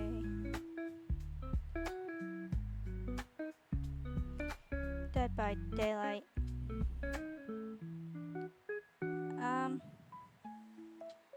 Why is it saying I was born on the 1st of January 2008?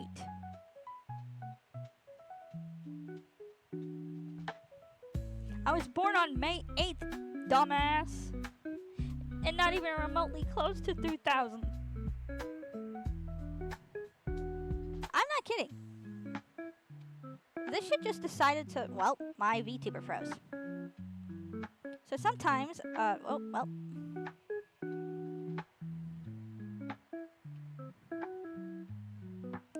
So sometimes Steam does this thing where it's just like, your birthday is just January 1st, 2000.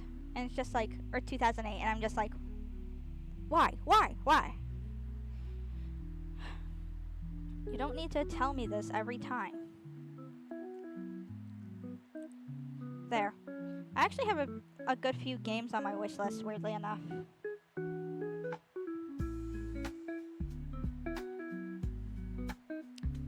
I need to take a lot off this, though.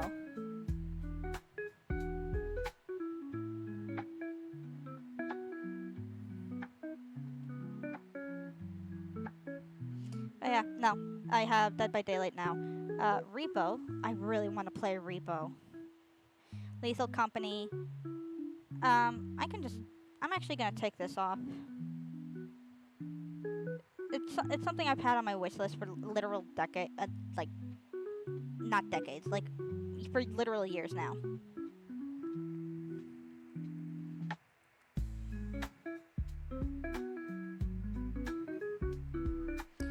What do you mean? I can't play with you guys. This is just my wish list. Yeah, it's cheap and it's a really good price. But the problem is there's still a problem. How the fuck am I supposed to buy it?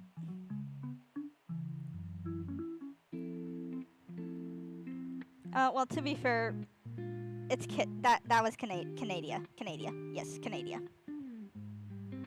No, I added it to my wish list.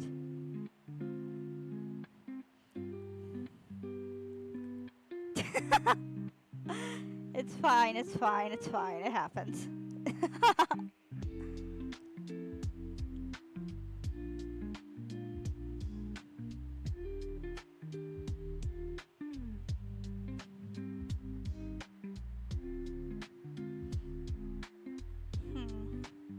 I might stream a little bit later, past 8, because every time I stream for like 2 hours, it's just like, I feel like I didn't get anything done.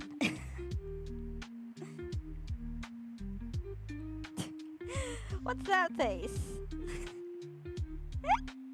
What's that emote for? I didn't say anything cringe this time around. The only thing cringe about me right now is that I'm a VTuber. And honestly, it's gonna stay like that for the rest of my life.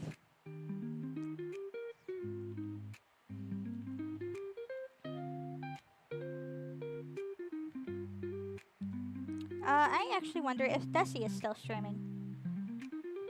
Desi is like an Irish VTuber streamer, and dude, his VTuber is hot. He is!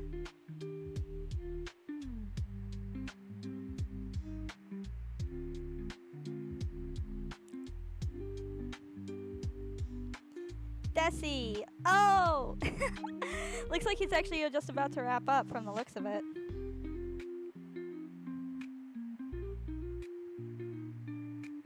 I don't want to hear it, okay?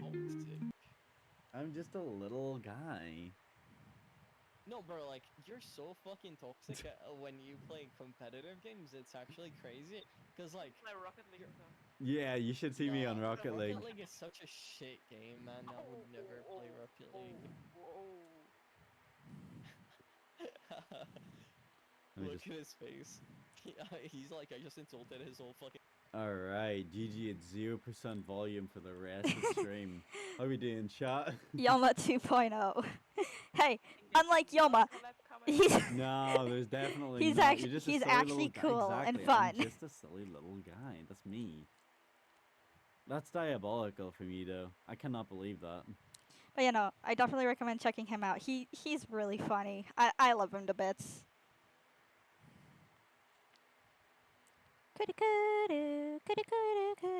He sounds like Yoma. Oh my gosh, no, he doesn't. Unless he had other people like playing with him, so one of them could have sounded like Yoma. But to me, he just sounds like super Irish. I guess I can kind of see it.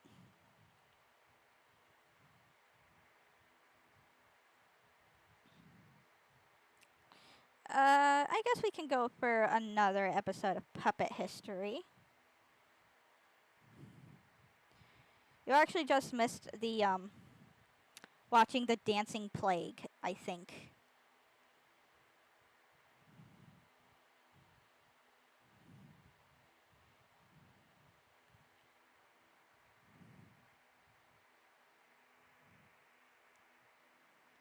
Ah! I pressed full playlist. You dumb fucking whore. Anyway, how about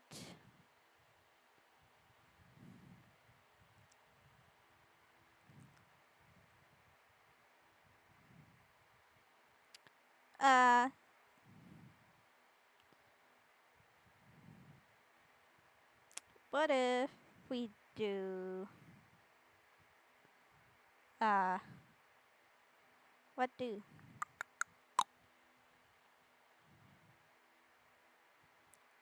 How a thief became a royal jester.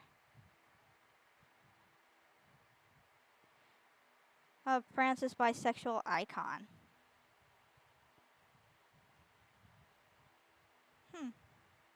We can do. You know what? Because people always call me crazy with the fact that we literally almost had hippo burgers. We're watching this one. Previously on Puppet What? History. This is a show where a fuzzy little freak named the Professor teaches a guy named Ryan and a special guest about history. Each week there's a different lesson, and the Professor rewards his guests with jelly beans. Aw, cute. He also poops jelly beans. He then awards a trophy called the Coveted Cup after consulting with what he claims to be a complex victory algorithm. Ryan has lost every episode, even though he's definitely gotten more jelly beans than the guest on countless occasions. Zach got no questions right, for instance. Sorry, Zach. Each episode also features a musical guest. They all seem a little unwell. In Season 3, a horse died. Check it out.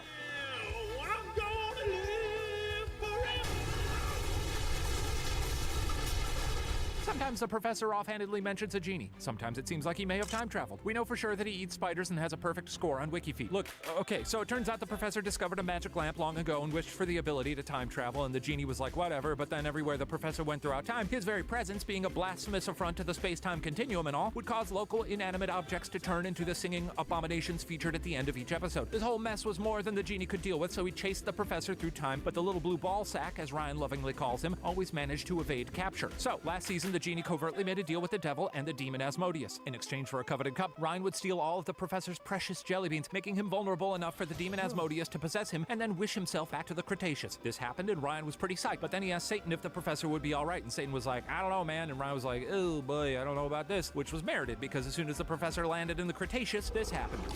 Yikes. Okay, so then last Christmas, there was a big memorial for the Professor held by all the singing puppets. But at the end of the service, they remembered that in cleaning up the Professor's time travel shenanigans, the genie had actually turned them all back into inanimate objects. So their kind of souls are now trapped in purgatory, aka a beautiful state-of-the-art amphitheater called the Wondrium Arena. Their souls hang in the ether. It's grim. They hope that Ryan can find a way to save them, along with the Professor. Then there was a shot of the Professor in a little egg sack. Excuse me? What's going on there? I don't know. Anyway, the pandemic was really weird, and this is basically what I've been up to the whole time. It's a lot of lore, but I mean, fucking, come on, just sit back and enjoy the new season. You're gonna learn a lot. You'll have a good time. All right? Enjoy season 5.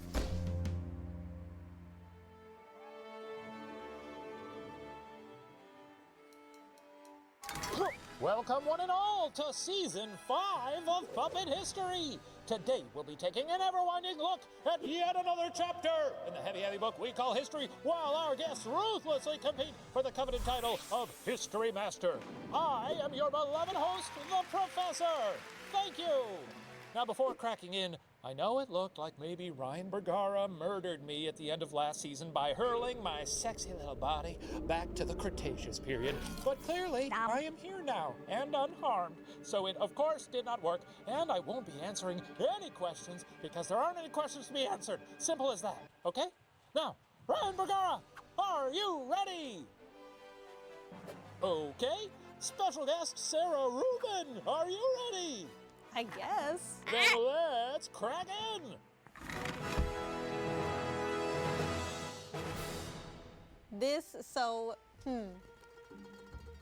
The last time I saw you, you were getting sucked into a cosmic butthole. Oh, yeah, that was a whole thing. And now you're here. Yeah, I guess I am. If that could happen, that's so crazy that I'm willing to also accept that he's just back. You know what I mean? It's a full life. Yeah. What? No, what? No, what do you, what are, Hey, man, you just gotta roll with it. but the whole internet was angry at me for a whole year for killing you, and you're not dead. Well, maybe and you I'm shouldn't have not killed me, relieved huh? that- You ever think about that? I didn't Yeah. kill you, though. I mean, there's water under the bridge, man. Let's get over that bridge and go learn some stuff, huh? How's that? I'm ready to learn. Okay. I'd then love to know some facts and some stories. Am I dead right now? No, you're not dead. You're very alive. Do you think I'm dead? No, I'm just, not to say this would be hell, but Sarah, give him a little pinch. okay, that did hurt. Yeah. Okay, let's get into it. Now, what do you think about a juicy, thick with 3 C's steak? My little mouth is just Steak sounds really good right now. sopping wet thinking about a big old T-bone. You like meat? It's coming in with a lot I'm a fox. I love meat. of energy. I mean, I like meat, but it's also sort of, you know, it's bad for the environment. Yeah, but it's good for my tummy. Also bad for my body. Yeah. A steak is as big as you. How long does it take you to eat one steak? About a month. All right. You like meat, Ryan? Yeah, I do. What's your favorite cut? A fucking, Just say a meat. tomahawk. A tomahawk. Okay. Showing off. Living up to the beef boy Compensating. name. So we're just talking now. Yeah, we're just talking now. Get with it. Professor, what's up with that box? Don't talk about the box. I mean, it looks cool. Don't look at my box! What's going on with it? Don't touch the box! I'm not gonna touch the box. I just. No, just. Don't touch me. Okay. Okay. Kind of happy to see you. I mean, at boundaries. You guys have been through some stuff. Today, we're visiting a time when steak wasn't as easy to come by in America as it is today, and learning about the weird men who had an unconventional idea for fixing that. Fire up your grills, we're talking about hippo meat. And also just sort of about 2 a-holes. But No, the not- a-holes are not on the not- hippos. They're not us, right? We're not the two hills. Oh. No, you guys are great. Well, right out of the gate, I am so tempted to ask you who fought in the Second Boer War, but that's such a nasty way to start the season, so I'll just tell you. The Boer War, aka the Second Boer War, was fought from 1899 until 1902 between Great Britain and the 2 Boer republics. The Boers were Dutch, German, or Huguenot farmers living in southern Africa. So, you know, they get up to some stuff down there. Interesting. Yeah. So it was colonizers fighting colonizers? Yeah, fuck them all. Oh, okay, yeah, they don't give a shit. Yeah. Now, even though Britain's military outnumbered the Boers' army by more than 5 to 1 during the conflict, the Boers put up a stiff defense as the war was being fought on their doorstep, a long way from home for the British soldiers. In modern warfare, with satellites and drones, it's relatively easy to get information about your enemies. During the Boer War, however, a military had to rely on scouts to learn about the movements and strength of the other side. And as it happened, both sides of this conflict had legendary scouts. Would you guys like to be scouts in the military?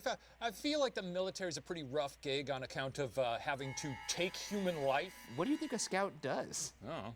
Just checks places out, sniffs them. I think Sniffs them. Yeah. I would never want to be a scout, by the way, to answer your question. If I was in the military, I'd be a deserter. Yeah. I'm a coward. You know, there's a song about a branch of a military that I actually would love to be in. Let me see if I can find it. Hold up. I'm hiding my screen. Only to just have OBS still show it.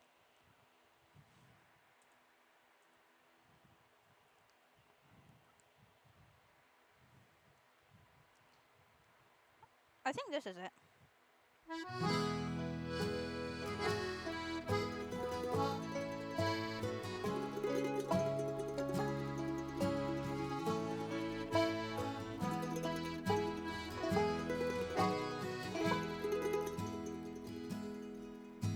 Well, I wanna be in the cavalry if they send me off to war. Well, I want a good steed under me like my forefathers before.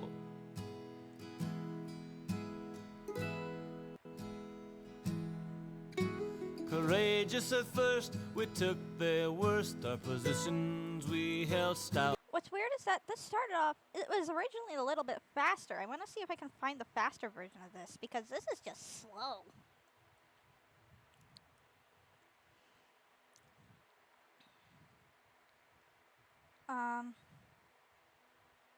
Corb London. Yeah, it was this one.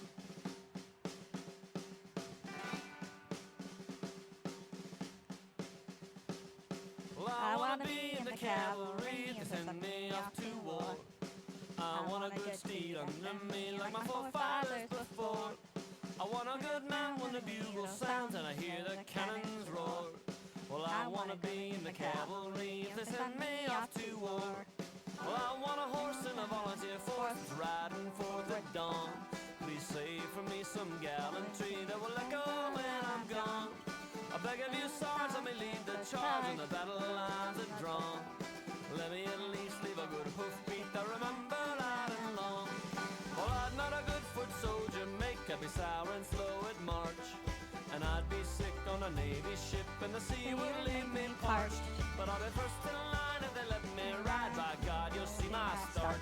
Low back o'er the heath with the laurel wreath underneath that victory arch. Well, I wanna be in the cavalry if they send me off to war. Well, I want a good steed under me like my forefathers before. I want a good man when the bugle sounds and I hear the cannons roar.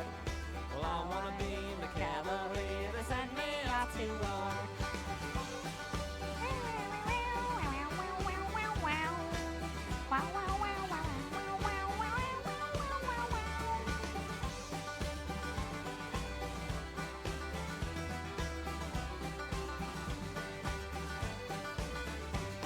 Let me earn my spurs and the battle's blue and the day is lost or won. I'll wield my lance as the ponies dance and the black. All right, I think you guys get the idea. Yeah, no, if I were to join the military, I would want to be in the cavalry.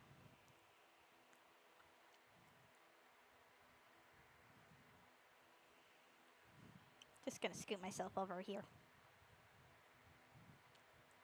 I don't want to be in the military. However, I'd love to wear disguises. Like being Little a spy outfits. seems cool. Yeah, little outfits are Yeah, fun. little outfits. I'm in it for the outfits always. Epaulets. Ooh, God, I love epaulets. Well, epaulets would give you away, wouldn't Like they? a little prince? Oh, I just want to dress up like a little prince. I just don't want to kill people. Okay, well, we probably have to move on. On the British side was a real son of a gun named Frederick Russell Burnham. This human chunk of beef jerky was born May 11th, 1861 in Tivoli, Minnesota. While he was still basically a boy, Burnham left his family and made his way to Texas, where frontiersmen took him under their wing, showing him the skills that they'd come to learn while hacking it in the wild. In short order, Burnham had developed a scouting expertise that was practically unrivaled. He learned to make traps, read nature's... This guy. I feel like you know what I'm about to say.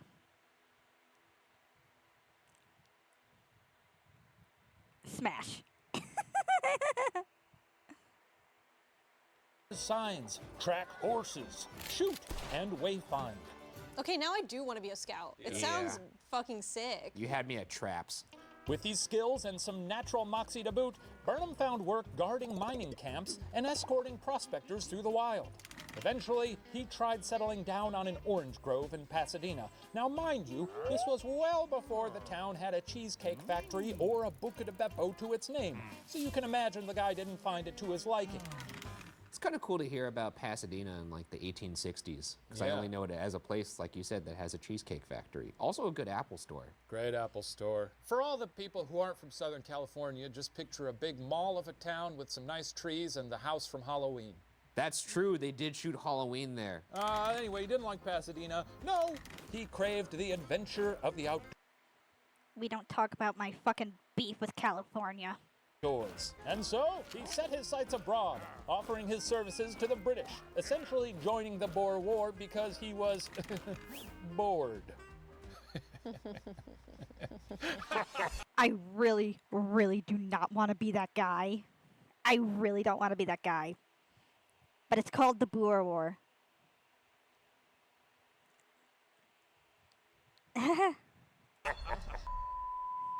Well, it's worth noting that Burnham wasn't like some bachelor with a lust for adventure. He also dragged his wife. What? What? I'd smash this guy. Look at that mustache.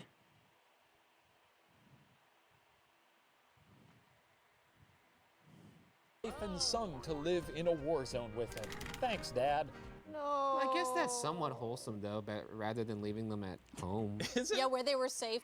Don't judge me. I simp for Piccolo from Dragon Ball Z. What do you expect? But not gonna die. You smell that? What's that I'm tracking in the wind? Oh, it's our season's first question! The learning has begun! Ready your quills, my beauties. Which of the following did Burnham not do while scouting in Africa? A. Hide for days in a dang aardvark hole. B. Constantly clean and re-swallow 6 bullets so we always had backup ammo. Or C. Float along a river under a cow carcass with 2 holes cut out for eyes. Okay, I'm not gonna lie. I've only seen this episode twice, so I don't really remember. But I think it was B. Okay, one of those he didn't do. Correct. Okay, these are the 3 craziest things that a person could possibly do. You got this. You both got this. I believe in both of you. How'd you do on the, did you take the SAT? I actually did pretty bad from my recollection. No, wait, no, I did okay. I never took the SAT. Think about it. I couldn't reach the desk. Couldn't fill out the Scantron. They didn't give you a little mini one? No. You're so mirthful this season. You just Well, I'm alive. It feels good. Okay, I've got my answer. Okay, Ryan, what do you got? B, bullets ain't food. Okay, and Sarah? B, bullet dinner. Oh, we got my B-boys out there. B-boys. I can't remember what this bit is. Do we play basketball noises? I don't think we ever did B-boys. It was Oh, C-Dog. B-boys, let's do some basketball noises. Okay. Squeak, squeak. Ref. Point for the team. Okay. I'm in hell. Points to both of you. Hey. Yay! First question of the season. You both got some beautiful little jelly beans. Isn't that wonderful?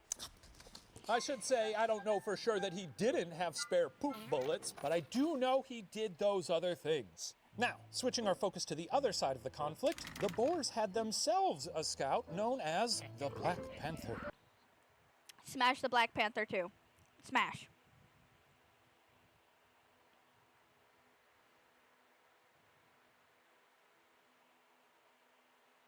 You can't even judge me on this one. Described by one writer as a, quote, walking, living, breathing, searing, killing, destroying torch of hate. The Black Panther was at least as crafty and determined as Burnham, and hated the British more than Ryan Bergara hates it.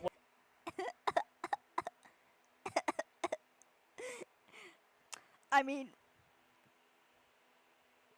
okay, hold up. I'm actually gonna show you probably my most unhinged one. Alright, have you ever played Cookie Run Kingdom?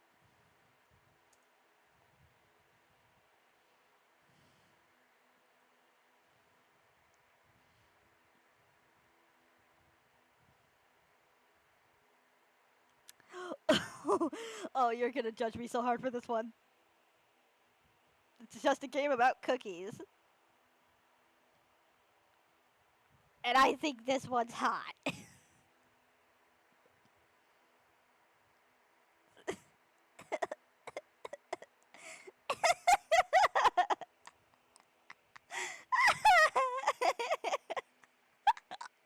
I want to fuck a cookie as a cookie.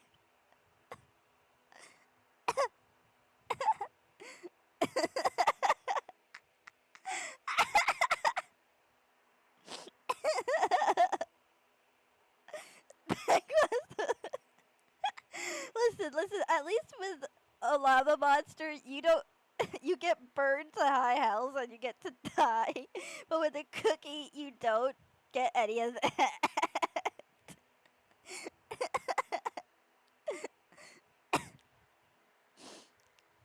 It could be worse. I could tell you about my simping for Orochimaru.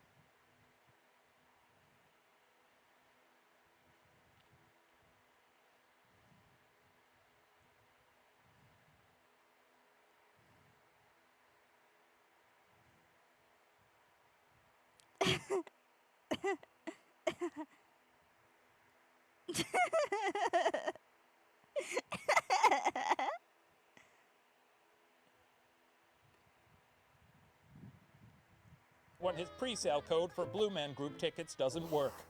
I do hate that. I really do hate that. Let me guess a code. Blue. Is that one of the codes? Yeah. The Black Panther was captured twice, escaping both times. The second time, he had been sent to prison It's just like what that tongue do, though.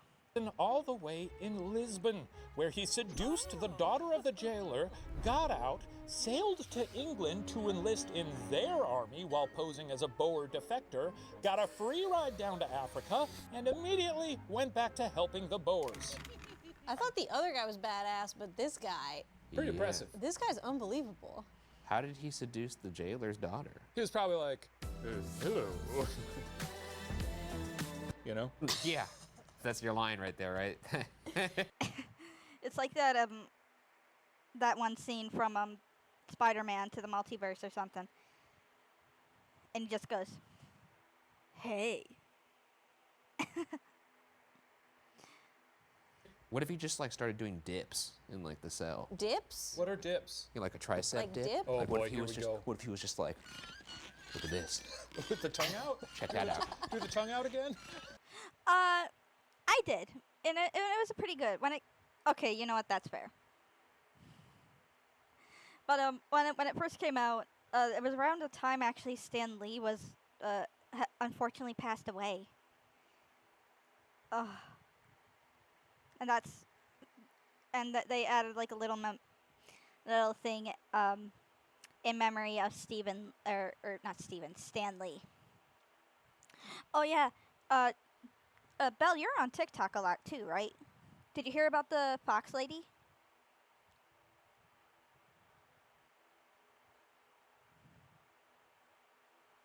Yeah, that sucks. Like, dude, I didn't even realize it was her that passed away until, like, a random video popped up on my feed. I'm like, oh, that's cool. And I'm like, wait a minute. Yeah, no, that's off. That was... She actually made me actually really appreciate Fox a lot more. Okay, I'll give you my daddy's keys. Daddy, give me the keys. There's a hunk here. Now, we went from something very sad to... Daddy, give me your keys. I hate that I said that sentence. Now, during the war, Burnham was supposed to track down and kill the Black Panther, while the Black Panther's job was to kill Burnham. Though the two scouts never crossed paths during the war, both men served their sides admirably, and a mutual respect developed between the two. Gay. Burnham would call the Black Panther, quote, one of the craftiest men I ever met. I'll talk to you later. By Okay, 1905, have fun. his service in Africa concluded, Burnham set off back to California. The America he was returning to, however, had a problem. Whew. What was America's problem in this specific instance? A, not enough meat, also the Spanish-American War.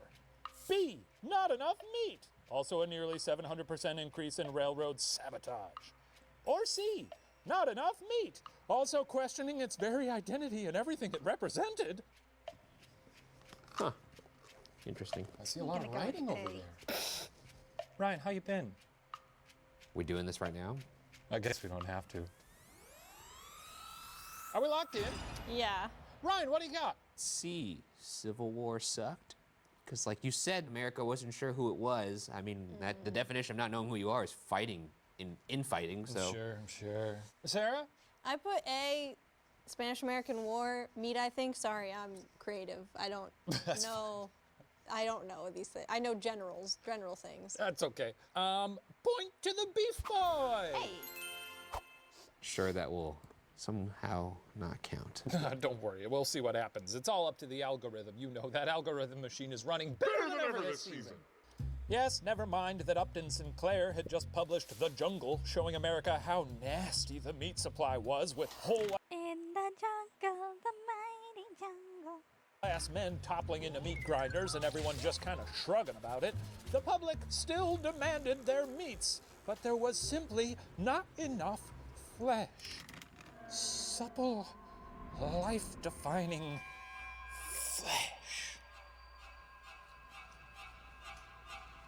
Now I take a a look at this season.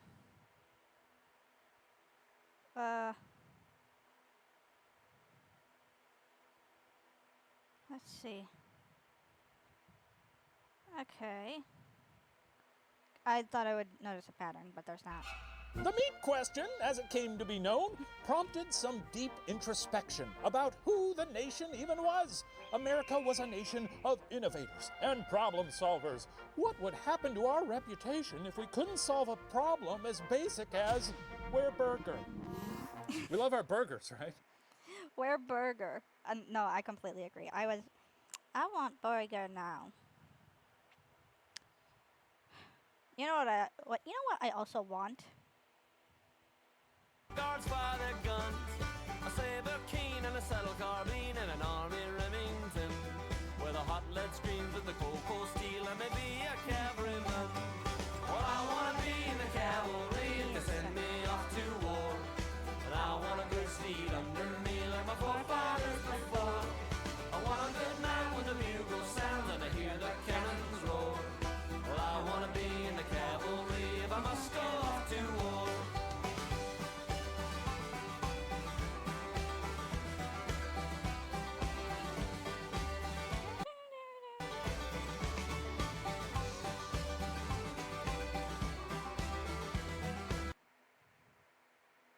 Bitch. Let them play their flutes and stir up my boots and place them back to front. Cause I won't be back on the riderless black and I'm finished in my hunt. Well, I wanna be in the cavalry if they send me off to war. Well, I wanna be in the cavalry, but I won't ride home no more.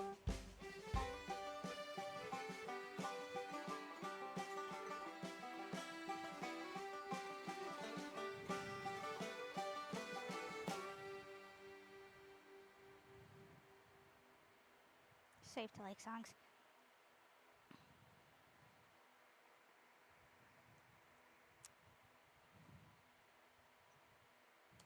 We do love burgers. They I were love like, burgers. the only thing we have to solve right now Burgers. is burger. Nothing Everything else. else is perfect. To be fair, if I lived in a world without burgers, I'd drive into the ocean.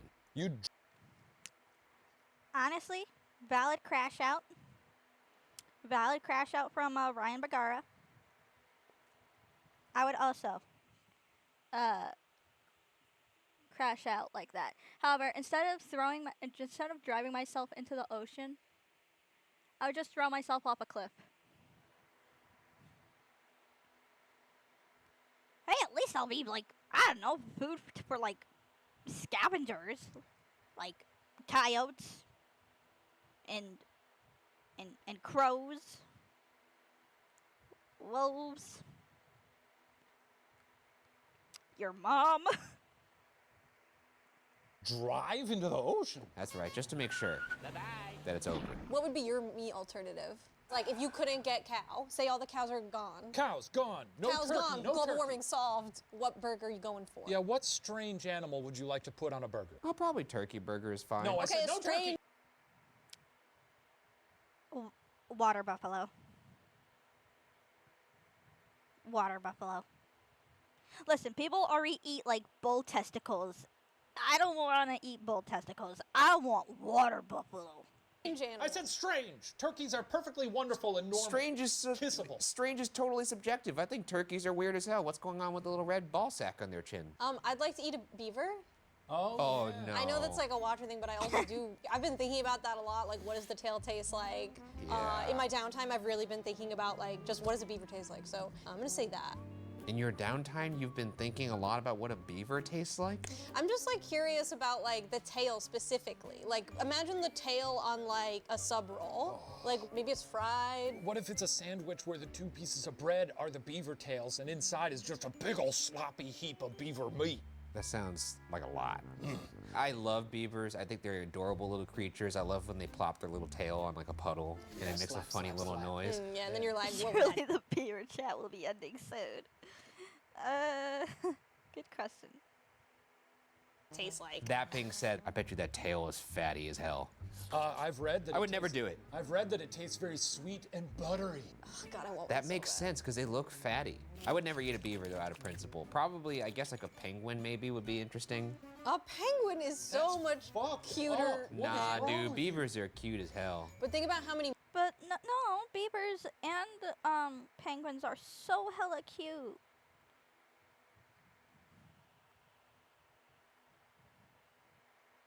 What about a shark burger? I can see that being a thing. Movies penguins have been in. We know them. We know their stories. Beavers.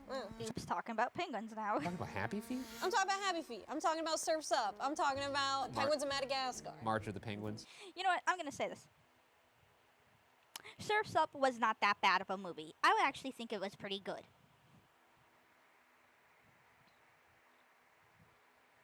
I was say March of the Beavers. I'd watch that. Imagine just a procession of beavers in a line, their little tails All of them slapping. in synchronization as And they're then me walking. walking up behind them with a knife in the fork. Jesus Christ. If only there was some better way to use our By the way, I believe they started talking about beavers at like the 14-minute mark, and they were talking about that for like a whole 2 minutes. less hospitable lands, say the deserts of the Southwest, or I don't know, the bayou. Why would anyone be living down in the Southwest? I'm sorry, that's basically hell, but just slightly to the left. Of the South. And while we're brainstorming, I know cows are big, but what if we had some even bigger, fleshier source of protein, so we could get more bang for our bull, so to speak? Well, having spent much of his life scavenging for nutrition in the wilderness, Burnham knew how to think outside the box about food, believing, quote, "The man of one diet is hopelessly handicapped, for nature has made it possible for a well-organized human being to wrest sustenance out of 1,000 foods. One of those 1,000 foods happened to weigh thousands of pounds and love swampy terrain. You know I'm talking about that sweet, wet river horse, the hippopotamus." Please don't call it a water horse. God, they look juicy. Oh, they gotta have a lot of meat on them, man. They look like a big ass jelly bean with eyes. Oh, yeah, meaty. Dangerous though, don't they kill? They're very dangerous animals. They're horrifying. Yeah, no, they put 300 people on the census every year. And they could run fast as shit, and they could swim fast, and they have those big ass. Fun fact, hippos don't actually swim. They just run. They run underwater. They can't swim. They do not swim.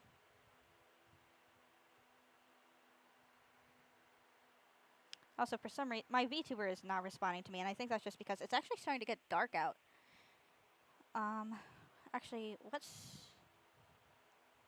refresh. 76 temperatures to drop tomorrow. Thank God.